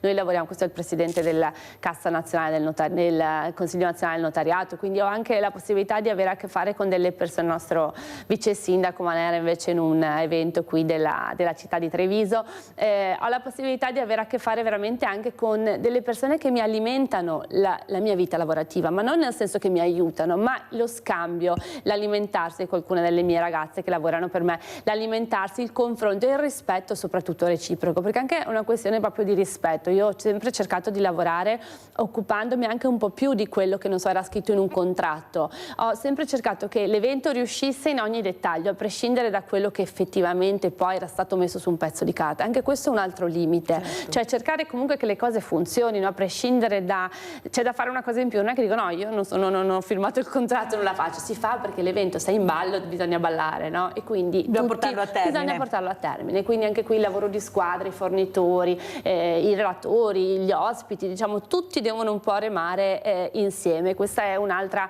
noi secondo me come donne siamo anche più brave in questo, loro non ce lo riconoscono, ma noi abbiamo questa dote di mediazione, di cercare di creare di poi ponte, noi facciamo sempre il famoso ponte. Ecco, allora andiamo a vedere invece anche questo video, perché devo correre perché il tempo è tiranno, questo video che ha portato video Stefania Bullo di Rita Molinaro, poi lo commentiamo con Stefania Bullo. La dermopigmentazione viene così chiamata tutta quella branca del trucco permanente e alla fine è un tatuaggio fatto con tecniche diverse su volti, su esiti cicatrizzali, su persone che hanno avuto patologia, su tutte quelle situazioni in cui è necessario ripristinare armonia. Allora, Stefania Bullo, abbiamo visto anche quanta cura, quanta anche dedizione per questa persona che diventa molto fragile. Il problema è capire se io sono fortunata ad avere Stefania Bullo, la sua associazione, o se una volta che mi dimettono sono sola. Io ricevo tantissime telefonate di persone che non conoscono la realtà delle associazioni di volontariato che aiutano. Forse un ponte grande poteva essere il medico di famiglia, ma io ho avuto i responsabili che hanno detto noi non abbiamo l'elenco delle associazioni e sarebbe fondamentale arrivare nelle farmacie, questi diversamente giovani, capire a chi possono rivolgersi, perché io so che all'interno degli ospedali io penso che non dobbiamo lamentarci, perché c'è di tutto e di più. Io sento le pazienti proprio purtroppo anche oncologiche che chiamano e dicono guardate è una cosa incredibile, mi hanno coccolato nel vero senso della parola. E quando arriva a casa questa donna che si ritrova da sola a combattere il male, ad avere una famiglia, andare avanti, ecco cosa si può fare? Forse unire di più le forze anche tra associazioni, far capire chi siamo e chi possiamo aiutare, perché se tutti facciamo tutto alla fine non riusciamo ad aiutare le persone. Prego Bullo. Beh, sicuramente è importante dialogare e fare rete, non perché è una parola di moda, ma perché consente di mettere a disposizione delle persone che vivono una situazione di fragilità risorse che provengono da varie organizzazioni di volontariato che fortunatamente sono presenti nel territorio. Come diceva poc'anzi, quello che ancora secondo me è da potenziare è il ponte esistente tra le strutture sanitarie e il territorio. Cioè, quando un paziente viene dimesso dall'ospedale o completa un ciclo di cure, gli viene detto: va bene, adesso sei guarito oppure sei in una condizione di stabilità. Però molto spesso in questi frangenti la persona si sente ancora più sola, perché deve lasciare ciò che le ha garantito sicurezza fino a quel momento, rientrare nell'ambito sociale, lavorativo, nell'ambito della quotidianità di vita, e non ha nessun riferimento, nessun aggancio. Allora, per evitare questa sensazione di isolamento, noi abbiamo attivato degli sportelli presso l'ospedale, che ci ha messo a disposizione degli spazi, presso il distretto sanitario, qui presso la sede, dove 2 volte alla settimana incontriamo persone che possono aver bisogno di ricevere delle informazioni. Sempre più spesso, ad esempio, noi riceviamo richieste di informazioni circa i nostri servizi o richieste di aiuto via mail, e questo si verifica soprattutto nel fine settimana e durante le festività o i periodi, chiamiamoli, di vacanza, perché sono i periodi che destabilizzano maggiormente chi si trova in difficoltà. Quindi utilizzare anche questi canali per dare una risposta credo che sia molto utile. Ripeto, senza lasciar perdere quello che è un collegamento con le altre associazioni. Teniamo conto che esiste anche un centro servizi per il volontariato a livello appunto di città metropolitana, che può essere d'aiuto, può raccogliere, indirizzare anche specifiche richieste alle associazioni che ne fanno parte, e quindi in qualche modo può dare una risposta a queste varie necessità. Ma lo sa, che Stefania si Bullo, presentano. che io ricevo telefonate proprio da mestre, di persone non proprio diversamente giovani, ma con una solitudine, non sanno a chi rivolgersi, non hanno nessun numero. Io dico: ma provate a chiamare anche i servizi sociali, cercate di capire cosa c'è nel vostro territorio. Però vede, non sono loro che devono giungere a noi, siamo noi che dobbiamo raggiungere queste persone, perché hanno un nome e cognome, abitano in una via, pagano le tasse. Perciò io non devo essere fortunata ad avere Stefania Bullo, Giulia Maria Pagnossin, io devo avere quello che mi aspetta di diritto, che è l'aiuto in quel momento che ho bisogno. Io non posso sentire questa donna di 42 anni che è venuta qui, che dice: nella carta ho 9 persone che mi seguono, 9, in realtà non ho nessuno di queste 9 persone. Mesi e mesi che non ricevo una telefonata, che non sanno neanche dove sono e come sono. Ma sai che ho dovuto mettere un avvocato per far valere i propri diritti? Ma le sembra normale questo? Ma nella carta 9 persone che la seguono. Allora andiamo a vedere i 50 anni di Amnesty International, vedere chi segue Amnesty International, chi sono i volontari, e parleremo ancora di giovani, forse che sono meglio di quello che pensiamo. Andiamo a vedere. Ci sono voci che non si possono ridurre al silenzio. Despertemos humanidad. Anche quando tutto intorno sembra volerle soffocare. Questo ragazzo. Sono le voci di chi denuncia le ingiustizie. I believe. Le voci di chi lotta per la libertà, la giustizia, la dignità umana.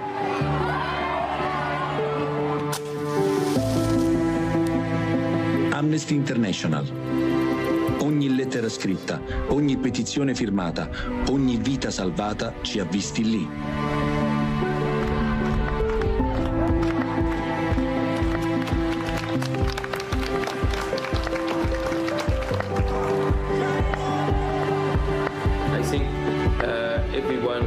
Should fight for human rights. 50 anni senza stare mai in silenzio.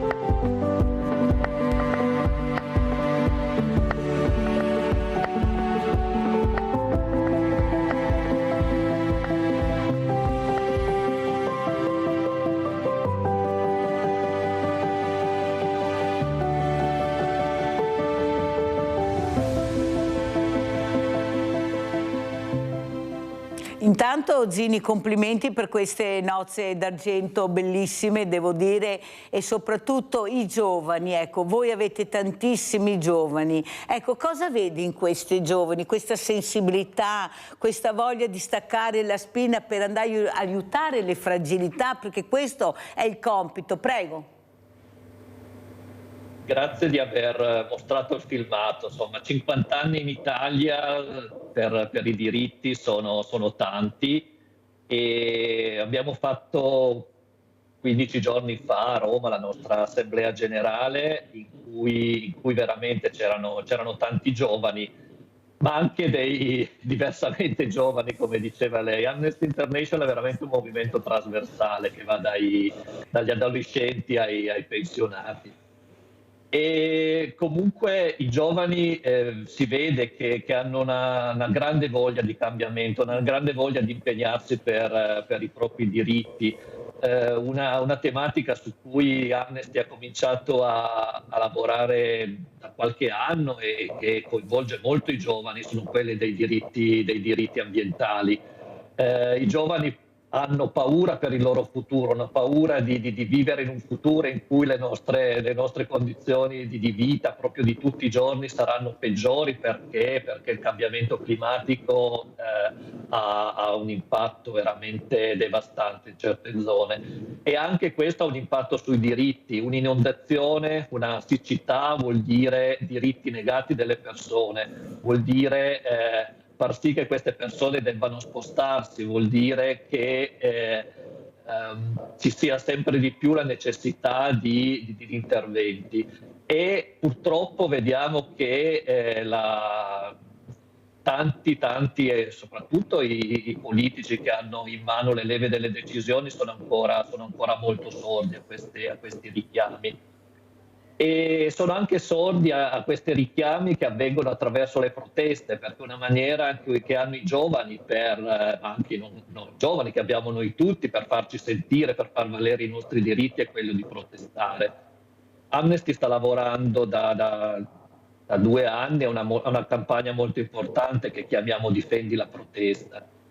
Protestare è utile, protestare è importante, protestare serve per affermare i propri diritti. Si è dimostrato che negli anni i diritti sono aumentati quando ci sono state delle proteste. I sovrani illuminati, i governi illuminati non sono quelli che hanno fatto avvenire grandi cambiamenti, sono le persone che si sono impegnate in prima persona. E il diritto di protestare è importante e in questo momento in Italia vediamo che invece questo diritto è limitato. Ci sono state delle recenti leggi che sono state promulgate, abbiamo avuto qualche giorno fa la conversione in legge del decreto sul decreto cosiddetto sicurezza, che mira fortemente quella che è la possibilità di protestare anche pacificamente. E quindi i nostri giovani sono pronti e noi cerchiamo attraverso il nostro attivismo nei gruppi locali. In Veneto abbiamo 15 gruppi locali che si attivano e che sono contattabili attraverso la pagina Facebook del nostro gruppo regionale. Se uno cerca su Facebook Amnesty Veneto trova tutti i contatti per molto attivarli. Chiaro, grazie Zini per averlo detto. Ecco, i giovani fanno questo. Allora, siccome c'è Fili, io ho pensato a una persona e le stavo parlando con Giulia Maria ed era Nadia, e Nadia è al telefono. Ciao Nadia, stavo proprio raccontando la tua storia a Giulia Maria, che hai ringraziato l'ospedale e tutto, ma alla fine quando tornavi a casa è là il problema. Prego Nadia. Ciao Mirella e buongiorno ai tuoi ospiti. Io ho sentito che appunto fare ricorso. Io adesso sto intraprendendo un ricorso verso la commissione dell'invalidità, perché hanno fatto un verbale dove mi hanno dato una risposta che non è veritiera, perché ero là presente alle domande che hanno fatto a mio marito. però sul verbale hanno scritto diversamente. E io adesso intraprendere un ricorso, mi tocca trovarmi un avvocato, fare una visita da un medico legale, e questo non è gratuito, si deve pagare e non so cosa mi costa. Io adesso ho intrapreso, ho fatto una lettera semplice attraverso il CAF, però voglio la verità, perché ero là presente alle domande che le hanno fatte. Sono domande stupide, però non devono scrivere chi sapeva l'età, le avevano detto l'età giusta e il nome dei figli, che non ha detto questo, non ha saputo dare i nomi dei figli. Mi hanno dato il 100% senza accompagnatoria e io non mi fermo. Grazie, arrivederci e buona giornata. Cara la nostra Nadia, questa guerriera, nonostante la malattia che lei l'ha detta pubblicamente, perciò ne posso parlare, ecco, forse anche questa voglia di vivere e superare gli ostacoli per aiutare questo marito, ecco, che è in forte difficoltà. Allora, Presidente Bullo, cosa dice a Nadia? Nonostante tutto, Nadia riesce veramente a dirigere ancora questa famiglia problematica, ma è nel pezzo. Forse anche questo aiuta a superare anche queste terapie molto importanti che sta facendo Nadia. Ecco, riuscire ad alzare l'asticella e superarla. Prego, Bullo. Certo, guardi, noi abbiamo cercato di avviare un percorso di dialogo con l'INPS e l'abbiamo anche realizzato e ottenuto per i pazienti che si trovano a vivere la fase più grave della malattia oncologica, per cui la valutazione della documentazione avviene in tempi molto rapidi, proprio per dare un aiuto alle famiglie che in questo modo possono contare su un contributo economico e anche avere dei permessi lavorativi per poter assistere il proprio caro. Quindi fa bene la signora a mantenere alta l'asticella e dire io non mi arrendo di fronte al riconoscimento di un 100% di invalidità e basta. Quello che sarebbe l'ideale poter ottenere laddove ci si confronta con una situazione di inguaribilità e quindi di non reversibilità, che ci fossero in maniera precoce, diciamo, tutti il riconoscimento dei benefici per il caregiver in maniera tale da poter, ripeto, assistere con più serenità, perché non è che l'indennità di accompagnamento possa risolvere la situazione, però può essere un aiuto considerevole per chi si trova appunto magari anche a dover ricorrere a aiuti esterni che supportino il caregiver nell'assistenza. E vede, questi sono i problemi. Quando io tutto questo periodo dicevo che partecipare è un dovere, perché il diritto al voto è un dovere, è che tu devi partecipare indipendentemente da cosa vuoi votare, come vuoi votare.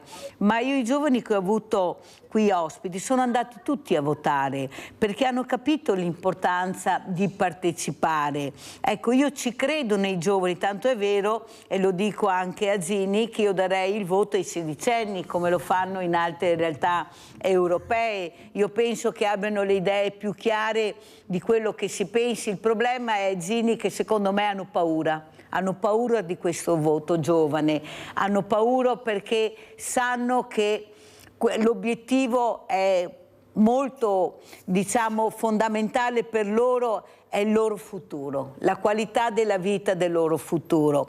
A loro non interessa in quanto lavorare, ma vogliono anche vivere. È diverso, non è più come una volta. È inutile che continuiamo a dire una volta a 14 anni. Cioè il mondo è cambiato, c'è un cambiamento culturale che veramente sta spaventando, perché hanno alzato sempre di più l'asticella questi giovani. Cosa dici, Giulia Maria? Non posso essere anche questa volta d'accordo con te, però allora diciamo che già quando ero giovane io c'è sicuramente un cambiamento, ma all'epoca anche a me dicevano no, ma quando eravamo giovani noi. Effettivamente i giovani adesso hanno le idee chiare, ma tutelano oltre alle loro idee anche proprio i propri interessi personali, nel senso che cercano comunque sempre di tutelare un po' quello che è anche proprio la propria vita. Anche io lo vedo magari quando, non so, ricevo tantissimi curriculum, no? E tutti dicono è il sogno organizzare l'evento, gli eventi,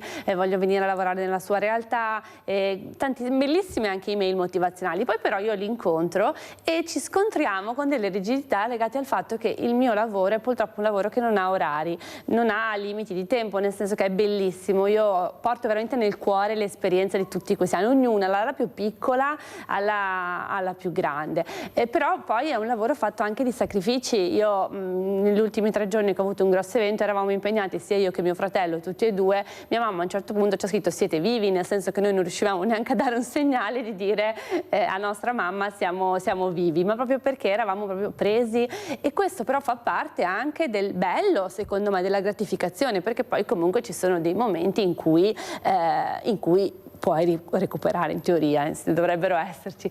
E ecco, questa flessibilità anche nel capire le situazioni io la trovo poco nei giovani, quindi magari loro sono molto bravi, sono molto preparati anche, perché comunque devo dire che c'è la possibilità anche con le varie università anche molto più specialistiche, molto più, ci sono tante possibilità anche di preparazione. Questo è bello perché vedo dei giovani molto determinati. Io ho una ragazza che lavora con me che ha proprio degli obiettivi, ha proprio chiaro il suo percorso, proprio dritta all'obiettivo, però poi ecco la flessibilità di dire sto in un mondo che comunque non è sempre così nei binari, magari ci fossero sempre binari per tutto, bisogna anche cercare di essere un po' flessibili e vedere, adattarsi, ecco questo magari.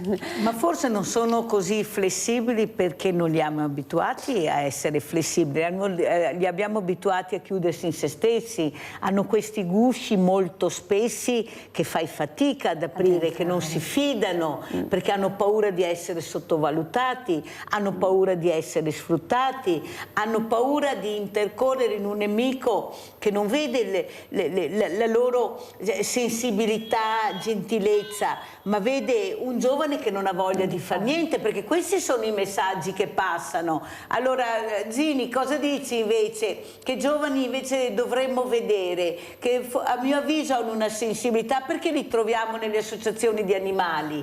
Perché sono quelle più sicure, è inutile che ce la giriamo, dove loro sono anche intrigati con questo piccolo animale. Prego. Io credo, dalla mia esperienza, credo che ci sia una grossa, da parte delle giovani generazioni, ci sia una grossa voglia di impegnarsi e una grossa voglia di battersi per un loro futuro migliore. È chiaro che per avere anche un futuro migliore si serve anche poter avere dei diritti, il diritto al riposo, il diritto alle ferie, il diritto a poter avere una vita privata. E spesso nel mondo del lavoro di oggi questo diventa più difficile, quindi la flessibilità è sicuramente importante, è sicuramente qualcosa che tutti siamo disposti a dare, a mio modo di vedere, nel momento in cui facciamo qualcosa in cui crediamo veramente e che ci può dare delle grandi soddisfazioni. D'altra parte la flessibilità non può andare a intaccare quelli che sono altri aspetti della nostra vita, che sono la vita privata, il nostro diritto ad avere del tempo libero, di poter vivere appieno la nostra vita.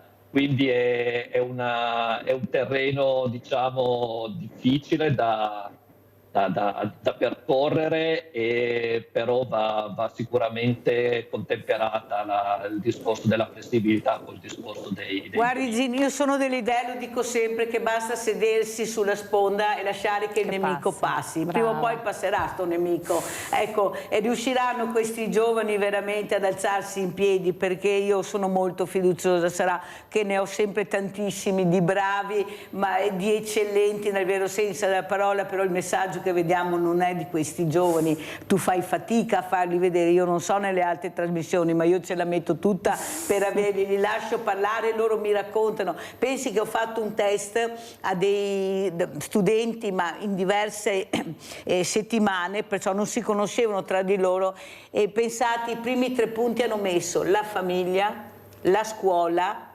e l'amicizia.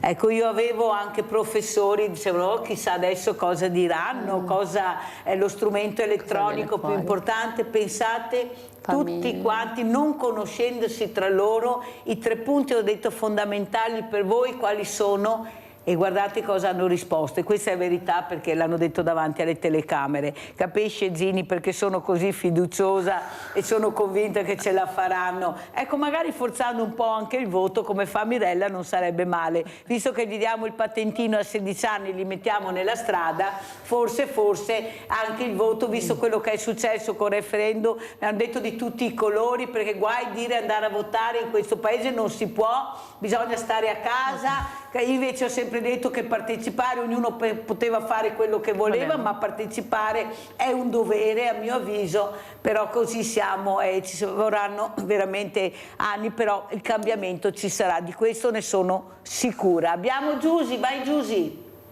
Ciao Mirella, buongiorno alle tue ospiti. Allora Mirella, la pensione di invalidità dovrebbe essere matematicamente a darla subito avendo il 100% di invalidità, ma a chi li danno? Visto che fanno pochi sopralluoghi, io credo che sono molto pochi sopralluoghi, e danno a centinaia di falsi invalidi, ma come andiamo avanti? Ma chi deve guardare, chi deve vedere se sono invalidi o no? Perché ne senti tante, insomma, ecco, perché dicono che cieco dopo corre con l'auto, l'altro dopo lo vedi senza bastone. Ma quando cominciamo a avere un po' di buonsenso e fare le cose? Questo voglio dire. Vi saluto. Grazie cara Giusy. Allora andiamo a vedere queste foto che ha mandato Stefania Bullo, queste foto varie di Avapo, per capire l'importanza di questa associazione. Allora Stefania, cosa stiamo vedendo in queste foto e poi come ci saluta? Prego. Allora, qui stiamo vedendo un'attività che coinvolge, visto che parlavamo di giovani, non tanto questa, quella precedente, dove si vedono dei boccioni di plastica. Allora noi promuoviamo proprio in rispetto all'ambiente la raccolta di tappi di plastica e di sughero, ed è un'attività che coinvolge studenti di tutte le scuole, di ogni ordine e grado. Così come ci sono volontari, in questo caso adulti o giovani, insomma, che si dedicano a raccogliere materiali sanitari che altrimenti verrebbero buttati via, proprio per una forma di rispetto e di corretto utilizzo delle risorse che sono a disposizione di tutti. Riprendo un attimo il discorso dei tappi e delle scuole. Allora, grazie, si è costituito da un paio d'anni a questa parte un gruppo di docenti per sempre in associazione che propongono alle scuole dei percorsi di sensibilizzazione circa l'importanza di impegnarsi nel mondo del volontariato. Devo dire che le risposte delle scuole sono state numerose, quindi abbiamo potuto essere presenti, portare l'informazione di ciò che facciamo, ma anche le proposte di coinvolgimento di questi giovani. Li abbiamo ospitati presso la nostra sede e li abbiamo anche valorizzati, perché quello che io noto è spesso passa un messaggio: sono troppo piccolo, sono ancora minorenne, non posso fare nulla. Non è vero che non si può fare nulla, qualcosa si può fare, ma soprattutto è importante sensibilizzare l'animo di questi ragazzi. In occasione del Natale, ad esempio, le varie scuole hanno realizzato dei bigliettini solidali da donare o alle persone che noi assistiamo, seguiamo, o anche abbiamo realizzato con questi bigliettini una mostra nell'atrio dell'ospedale che richiamava quell'idea di ponte. Vedere, siamo stati sommersi dalle cose realizzate dalle scuole. Basta così Stefania Bullo, perché non ce la faccio più. Comunque la ringrazio per tutto quello che fate. Purtroppo il tempo è tiranno, ma veramente grazie a questa Presidente e a questa associazione. Allora vorremmo chiudere anche con questo video, diritto di protesta Amnesty, e poi salutiamo anche Zini.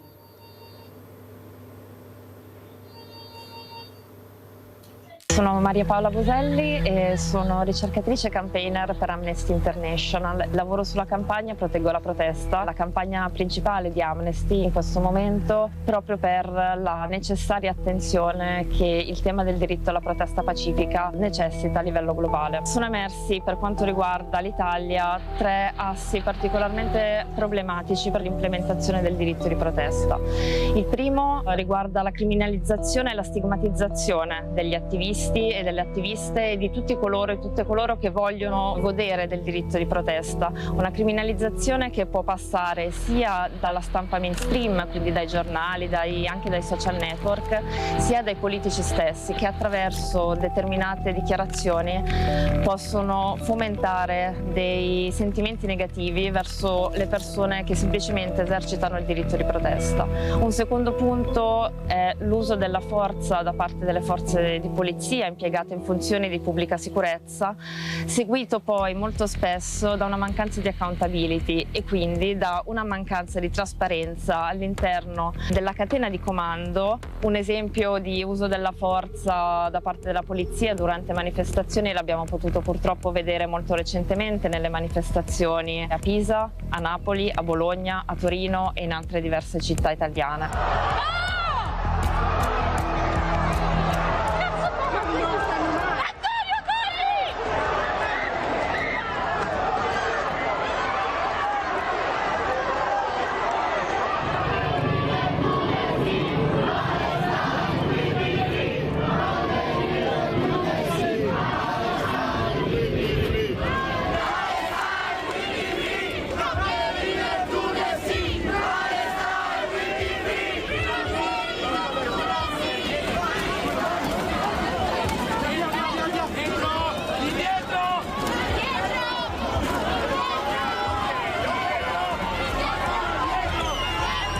Il terzo punto emerso dalla mappatura è l'esistenza di un apparato legislativo sia di natura preventiva che di natura repressiva ostile all'esercizio del diritto di protesta pacifica. Purtroppo dobbiamo ad esempio fare riferimento ad un forte uso dei fogli di via, una misura che appartiene al codice antimafia, che invece abbiamo visto come negli ultimi anni sia stato fortemente utilizzato verso gli attivisti ad esempio per la giustizia climatica, ma non solo, anche ad esempio verso attiviste e attivisti di movimenti locali come i NOTAV o i NOTAP. Amnesty International per il diritto alla protesta pacifica da anni conduce delle ricerche approfondite e capillari per far emergere tutto ciò che può essere una limitazione o una barriera all'esercizio di questo diritto fondamentale. Sta vicino alle attiviste e agli attivisti che vengono criminalizzati o che pure subiscono durante manifestazioni violenza o vengono colpiti ad esempio anche dall'uso di armi meno letali. Le proteste di ieri, le attiviste e gli attivisti che le hanno portate avanti ci hanno aperto la porta per i diritti che oggi per noi sono considerati normali. È quindi fondamentale continuare a tutelare la protesta e continuare a scendere in piazza per i diritti di domani, i nostri e quelli di tutti e di tutte. Allora, prima di salutare Floriano Zini, sentiamo Leone da Tre Basele. Che vai Leone, veloce! Ciao Mirella, ragazzi, saluti. Mi arrivo sempre tardi, Mirella, scusa. Vai tranquillo. Allora, volevo dire una cosa sulla barca di Greta Thunberg che voleva andare a Gaza e è stata fermata. Allora, io penso che questo sia uno scandalo, però non è uno scandalo, cioè nessuno si sorprende di questo atteggiamento. A Gaza non entra niente che non sia super controllato da Israele, non esce niente che non sia super controllato da Israele. Allora, il 7 ottobre, perché si torna sempre sul 7 ottobre, perché per il 7 ottobre questi qui stanno tutti a Gaza. Il 7 ottobre è uscito da Gaza un comando terroristi per andare a questa festa che stavano facendo. Ma questa festa non si doveva tenere lì, si doveva tenere chilometri di distanza, e questa festa è stata spostata vicino a Gaza. Da Gaza non esce niente e non entra niente che sia super controllato da Israele. Come mai che è uscito un comando così cospicuo dei terroristi e è andato a fare quel disastro? Che a Gaza non entra niente e non esce niente che non sia controllato da Israele? Come mai che hanno portato dentro tutti quegli ostaggi che da Gaza non entra e non esce niente che non sia controllato da Israele? Ma dove sono i giornali? Dov'è il giornalismo? Diteci qualche cosa. Ciao Mirella, grazie. Grazie a te Leone, la sentiamo se vuole commentare qualcosa, come ci saluta Floriano Zini, vicepresidente nazionale Amnesty International. Prego Zini. Il 7 ottobre Hamas ha effettuato un massacro in quel rave party. Amnesty International ha denunciato subito e ha chiesto innumerevoli volte che gli ostaggi vengano rilasciati. D'altra parte la reazione che c'è stata da Israele, ma non solo al 7 ottobre, ma anche prima, perché a Gaza c'era essenzialmente una situazione di apartheid precedentemente il 7 ottobre. Comunque la reazione dopo il 7 ottobre è stata assolutamente inaccettabile e che sta portando un genocidio. Quindi è questo che noi denunciamo sempre fortemente, le violazioni dei diritti umani da qualsiasi parte esse provengano. Amnesty fa questo da 50 anni in Italia, dal 1961 nel mondo. Il nostro motto è: meglio accendere una candela che maledire l'oscurità. Quello che ciascuno di noi può fare può essere poco a livello individuale, ma se ci mettiamo assieme può essere tanto. Quindi questo è il nostro invito ad attivarsi per i diritti umani nel mondo. Amnesty.it oppure Amnesty Veneto su Facebook sono i posti dove potete trovare più informazioni e chiedere di attivarvi, di diventare nostri attivisti. Siamo aperti a tutti e a tutte. Grazie mille per questo invito, mi ha fatto molto piacere e grazie ancora a lei Mirella e alle sue ospiti. E io invece ringrazio lei per la pacatezza, per come si è espresso, ecco, questo uomo pacato che sta cercando di difendere il mondo assieme ad altri ragazzi come lui che non si sono girati dall'altra parte.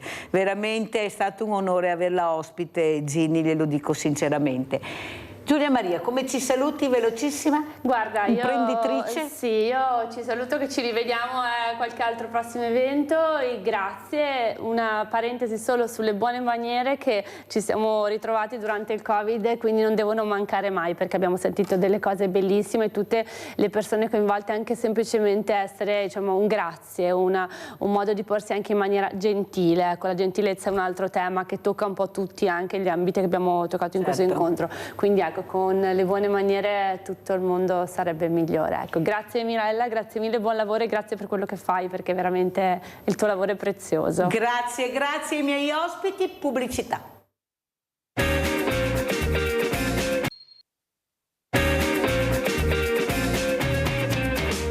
Con l'avvocato Federica Suine, vicepresidente Unione Piccoli Proprietari Immobiliari, perché abbiamo aperto la trasmissione con le vacanze, con il sole, con il turismo e gli appartamenti. Cosa facciamo? Avvocato, com'è la situazione? La situazione, lo abbiamo già detto tante volte anche qui nella tua trasmissione Mirella, la situazione sta evolvendo sempre di più in un mercato delle locazioni che va verso la locazione turistica e la locazione breve. Moltissimi proprietari stanno convertendo i loro immobili a questo tipo di locazione, sottraendoli questi immobili alla locazione abitativa, e questo comporterà alla lunga un grosso problema per le famiglie, per i giovani, per anche gli studenti universitari che fanno fatica effettiva a trovare sul mercato immobili in locazione per lo scopo abitativo, quindi per uno scopo fondamentale nella vita delle persone. Noi nelle nostre associazioni questo lo vediamo quotidianamente, e quotidianamente riscontriamo proprio la mancanza di immobili da concedere in locazione abitativa, per cui chi deve cambiare casa, chi giovani coppie che vogliano avviare una vita assieme, incontrano la grossissima difficoltà di trovare sul mercato alloggi idonei, quindi in condizioni insomma dignitose, a prezzi accessibili, perché il secondo grosso problema che riscontriamo negli ultimi anni è proprio una grossissima difficoltà delle famiglie, e non parlo di situazioni di degrado, situazioni emarginate, parlo di famiglie normalissime che per l'aumento dei costi, per l'aumento dei prezzi fanno sempre più fatica. Ora, anche il mercato delle locazioni ha subito un po' di incremento normalissimo. Tutti questi fattori messi insieme ci fanno proprio riscontrare una grossa difficoltà a reperire immobili sul territorio da adibire all'uso abitativo.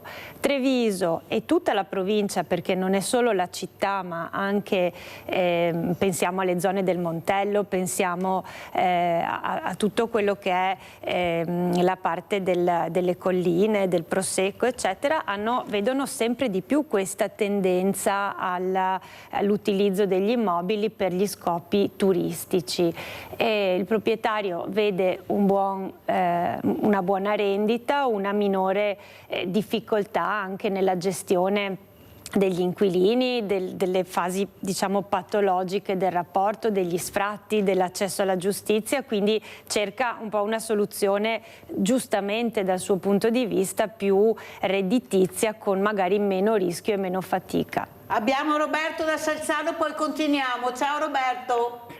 Buongiorno e buon lavoro. Volevo parlare proprio del discorso degli immobili. Com'è possibile che non ci siano appartamenti in affitto? I costi delle locazioni sono andati alle stelle anche nei paesi piccoli come il mio. Ossia, io ho comprato un appartamento 10 anni fa e l'ho pagato 180.000 euro.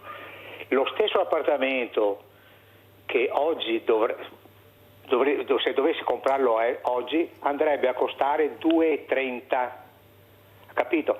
Non è che le paghe siano aumentate, non è che sia aumentato la possibilità di chi deve acquistare. Quindi poi noi parliamo di poca natalità. Come fa un ragazzo, uno che deve sposarsi, di acquistare un immobile? Non c'è un controllo, c'è qualcuno che deve controllarle queste cose. Io mi ricordo tanti anni fa, giusto no, che c'era l'equo canone, c'erano le case per chi avevano bisogno, adesso ci sono solo case per i ricchi. Poi le dico degli affitti.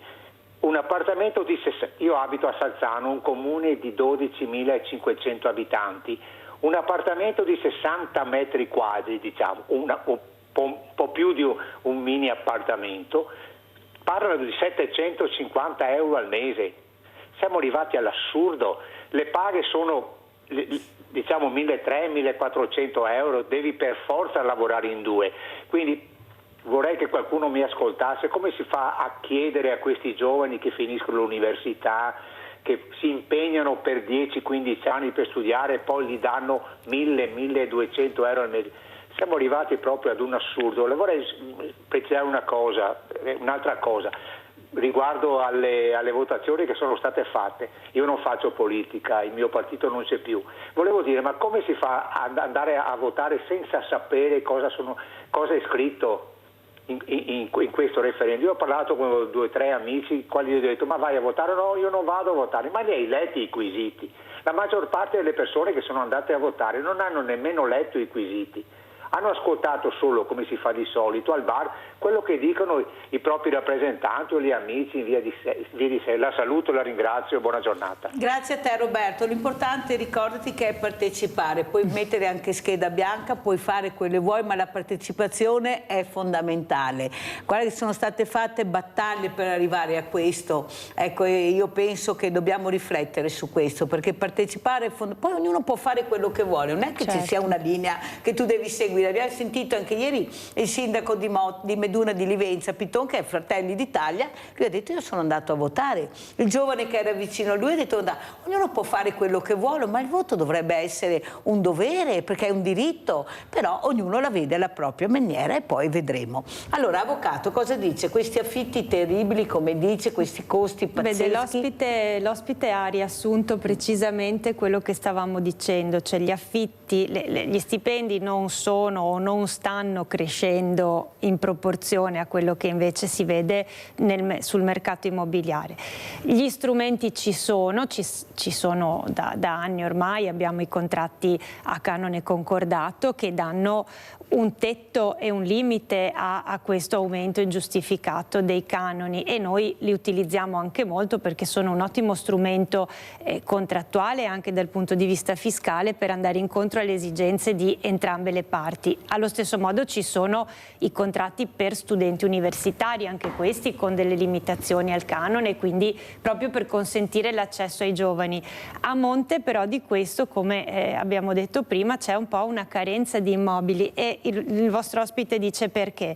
Perché ci sono sempre crescenti costi di manutenzione degli immobili e quindi in questo contesto di crisi un po' generalizzata le spese da sostenere per una ristrutturazione molto spesso tante famiglie non riescono a sostenerle. La fermo un secondo perché abbiamo la nostra cara Giulia da Venezia, che piacere sentirti. Come stai Giulia?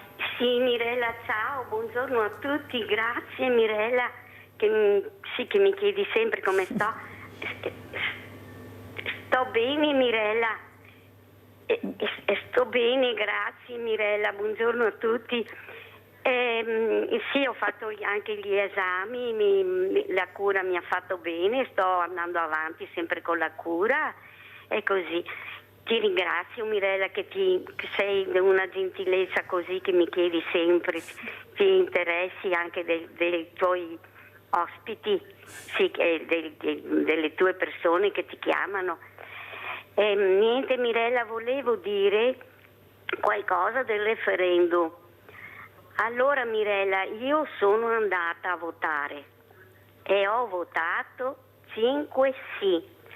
E sapevo per cosa votavo, perché ascoltando delle trasmissioni, quelle serie, hanno spiegato cosa si votava. Perché Mirella?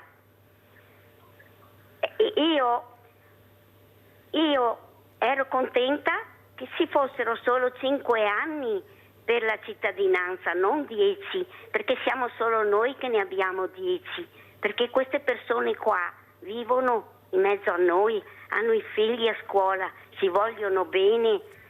E però sono stata delusa Mirella perché dalle grandi istituzioni dello Stato hanno fatto di tutto per farlo naufragare questo referendum.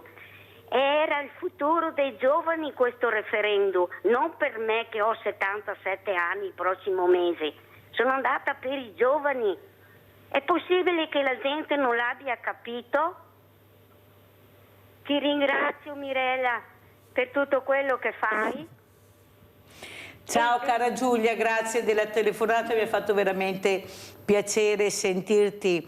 Il problema è che purtroppo è difficile Giulia, è difficile fare un passo avanti in questo paese che è sfinito ormai. Questa è la verità, la colpa un po' di tutti, non è che ci sia da una parte solo, però il problema è che la politica ci sguazza, lo sentiamo anche in questi giorni, mentre i problemi rimangono a noi. Ecco, non abbiamo capito, non abbiamo sentito, io vorrei capire se sanno chi sarà il prossimo consigliere, se abbiamo i curricula, visto che vogliono che andiamo là, dobbiamo andare a votare tutti, dicono, esatto. E dobbiamo votare neppure non sappiamo neppure chi sono, però là va bene.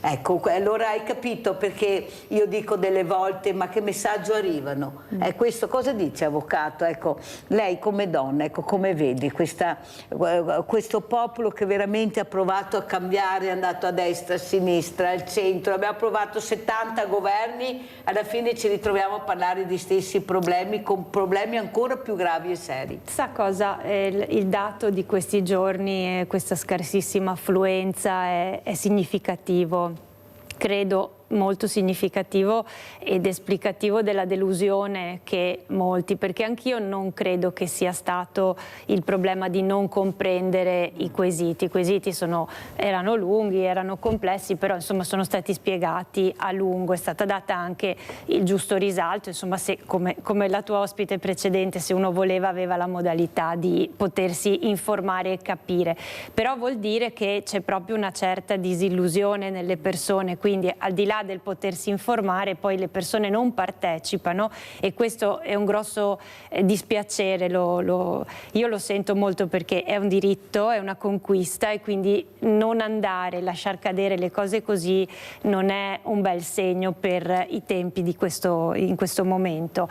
Non lo so se siano stati giovani a non partecipare, non ho visto i dati, quindi non sono in grado di dire, però sicuramente un dato così basso fa capire a una grandissima perdita di fiducia anche nella politica e anche, diciamo, una scarsa volontà di partecipare e di contribuire, perché il referendum è questo, cioè posso contribuire a cambiare qualcosa nel mio piccolo e se decido di non contribuire e di non votare rinuncio a qualcosa che mi spetta, e questo a me proprio come persona, indipendentemente dalla politica, dà molto da pensare, perché vuol dire che la maggior parte, e il 70% è la maggior parte, delle persone ritiene che non valga nemmeno la pena provare, e questo è molto brutto perché è segno proprio di una totale sfiducia un po' in tutti gli ambiti. I quesiti erano diversi, non era tutto dello stesso argomento, quindi può essere che a qualcuno interessasse uno, non interessasse l'altro, ma il 70% che non partecipa proprio è sintomo proprio della mancanza assoluta di fiducia e di voler partecipare e contribuire, e questo è brutto. Sebastiano da Abano, ciao caro Sebastiano, come stai? Buongiorno, bene signora Mirella, spero che siate bene anche voi. Sì, grazie. Niente, saluto a lei e alla sua ospite. Due cose breve. La prima cosa sul fatto delle case che non si trovano. Il problema è che delle case che la gente ormai ha paura ad affittarla perché magari trovi l'inquilino che non ti paga l'affitto e quello rimane fino a vita durante del sua. Purtroppo è così. Poi per quanto riguarda le votazioni, il problema delle votazioni è che la gente ha perso la fiducia, benissimo, allora abbassiamo la cosa di poter votare, non più al 50% ma mandiamola al 30%, perché ormai la gente non va più a votare perché ha perso la fiducia per questi politici che non mantengono le promesse che danno.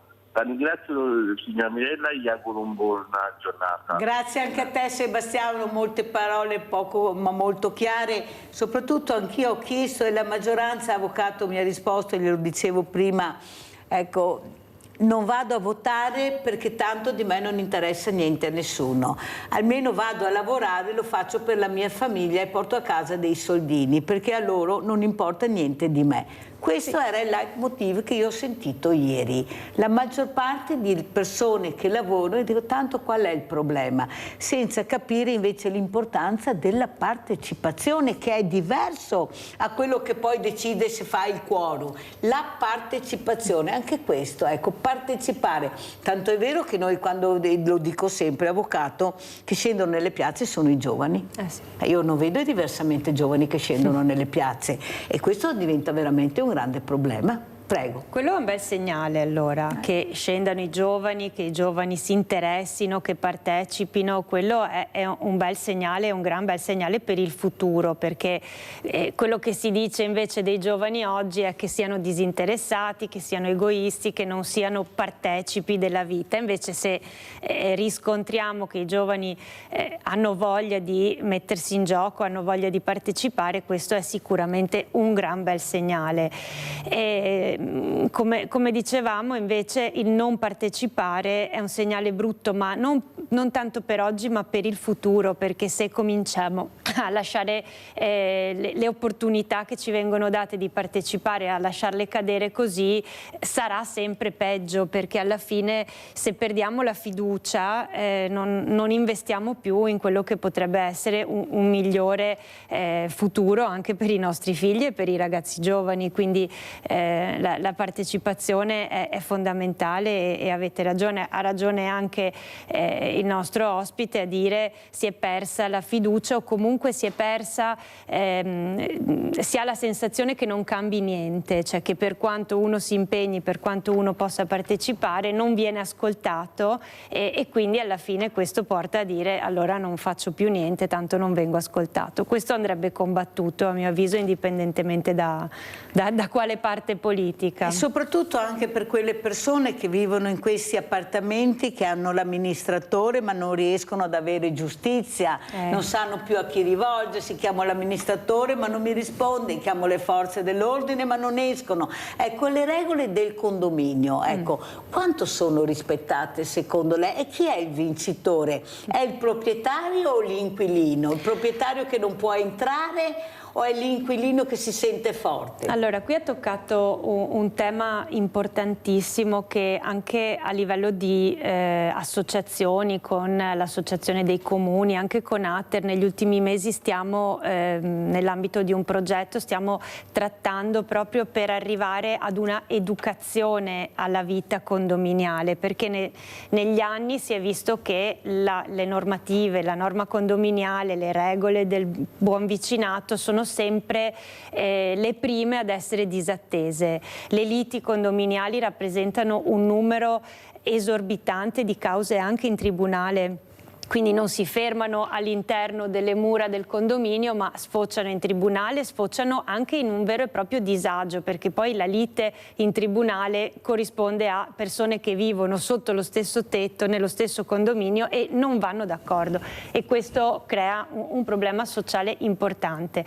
Qual è? Veloce perché mancano 2 minuti. A mio avviso il problema fondamentale è la conoscenza delle regole, che molte volte manca, quindi andrebbe fatta una vera e propria istruzione all'abitare, cioè insegnare alle persone, e non parlo solo di stranieri ma a tutte le persone, le regole, con regole chiare, e non servono regolamenti di 30 pagine ma con poche chiare regole che devono essere rispettate da tutti. Questo per il buon funzionamento di ogni edificio condominiale, da quello di 3 a quello di 300 condomini, perché non cambia nulla, le dinamiche sono assolutamente le stesse. La mancanza di conoscenza crea poi il problema, perché io non sapevo che non si poteva fare rumore alle 2 del pomeriggio, io non sapevo che non si poteva sbattere, e lì si crea... Io non sapevo non si poteva tagliare l'erba di domenica. Certo, queste sono tutte piccole, che ci sembrano piccole cose, ma che in realtà nel lungo periodo creano il problema. E l'amministratore cosa deve fare? L'amministratore deve gestire questa cosa, ma certamente non gli si può attribuire anche il compito di insegnare l'educazione ai condomini, di insegnare le regole del vivere civile, quindi questa è una cosa che andrebbe fatta prima. Abbiamo fatto corsi anche nelle scuole di diritto condominiale, perché prima si parte e meglio è, questo senz'altro, proprio perché uno possa arrivare ad un vivere comune con gli strumenti. Più chiara di così non poteva essere l'avvocato Federica Suini, vicepresidente Unione Piccoli Proprietari Immobiliari, di essere stata con noi, molto chiara anche lei, forse qualche piccola pillola di saggezza e di gentilezza nei condomini, nei condomini forse non farebbe male. Sicuramente. Stiamo un po' dicendo questo. Grazie. E adesso andiamo a pranzo con la proposta di Mirella. La proposta di Mirella è la conoscenza delle regole, che molte volte manca. Quindi andrebbe fatta una vera e propria istruzione all'abitare, cioè insegnare alle persone, le regole del buon vicinato. Soprattutto anche per quelle persone che vivono in questi appartamenti, che hanno l'amministratore ma non riescono ad avere giustizia,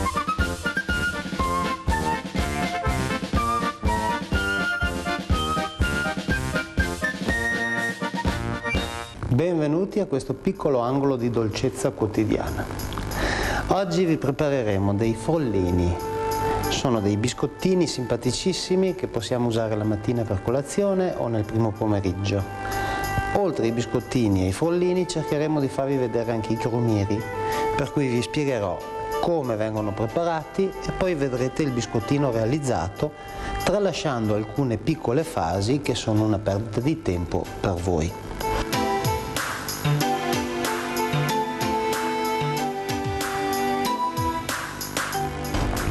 Allora, l'importante è seguire le dosi che vi diamo, perché con le dosi che vi diamo siamo sicuri della riuscita del prodotto. Quindi iniziamo con il rompere le uova in una bacinella, aggiungiamo lo zucchero, noi ve lo facciamo vedere così, voi a casa se avete un frullatore elettrico o qualsiasi altro elettrodomestico sicuramente farete meno fatica. Questo è per farvi vedere la realizzazione dei frollini. Quando abbiamo sciolto bene lo zucchero con le uova, andiamo ad unire il burro che sarà stato precedentemente ammorbidito, quindi o lo lasciamo fuori dal frigorifero oppure lo passiamo in microonde se abbiamo il microonde per una ventina di secondi, oppure lo maneggiamo. L'importante è che sia un composto, come potete vedere, morbido e quindi riusciamo a lavorarlo comodamente assieme al resto dell'impasto che abbiamo già lavorato.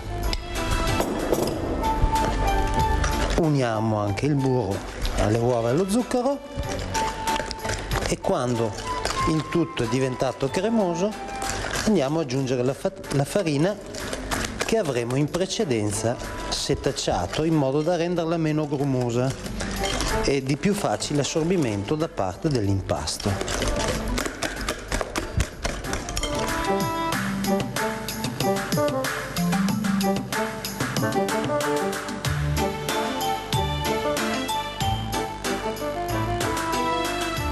Impastiamo sempre il tutto, ripeto, se avete un elettrodomestico sicuramente andrete meglio, e quando abbiamo creato una bella massa abbastanza morbida andremo a formare i biscottini.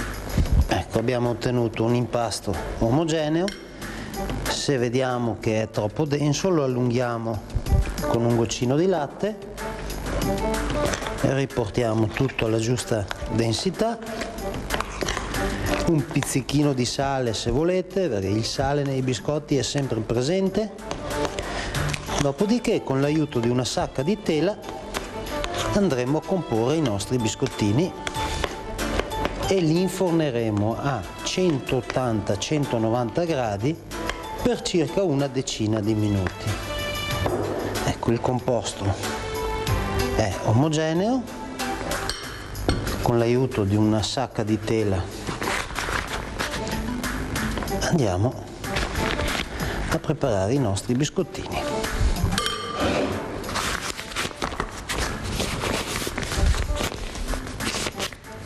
Biscottini che poi potremo farcire con delle ciliegie candite, con delle mandorle, potremmo cospargerli di zucchero a velo o di cacao.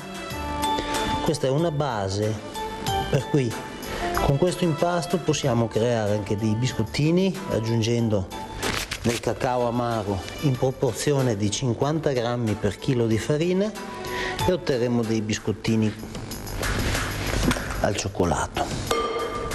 Ecco, questa è la preparazione, ora andiamo a infornare e poi vi faremo vedere il risultato. Mentre i nostri frollini cuociono, noi andiamo a preparare i crumiri.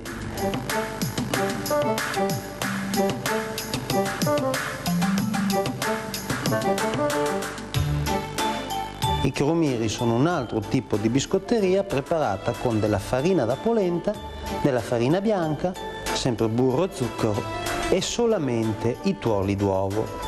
Quindi iniziamo con il dividere le uova e usiamo solamente i tuorli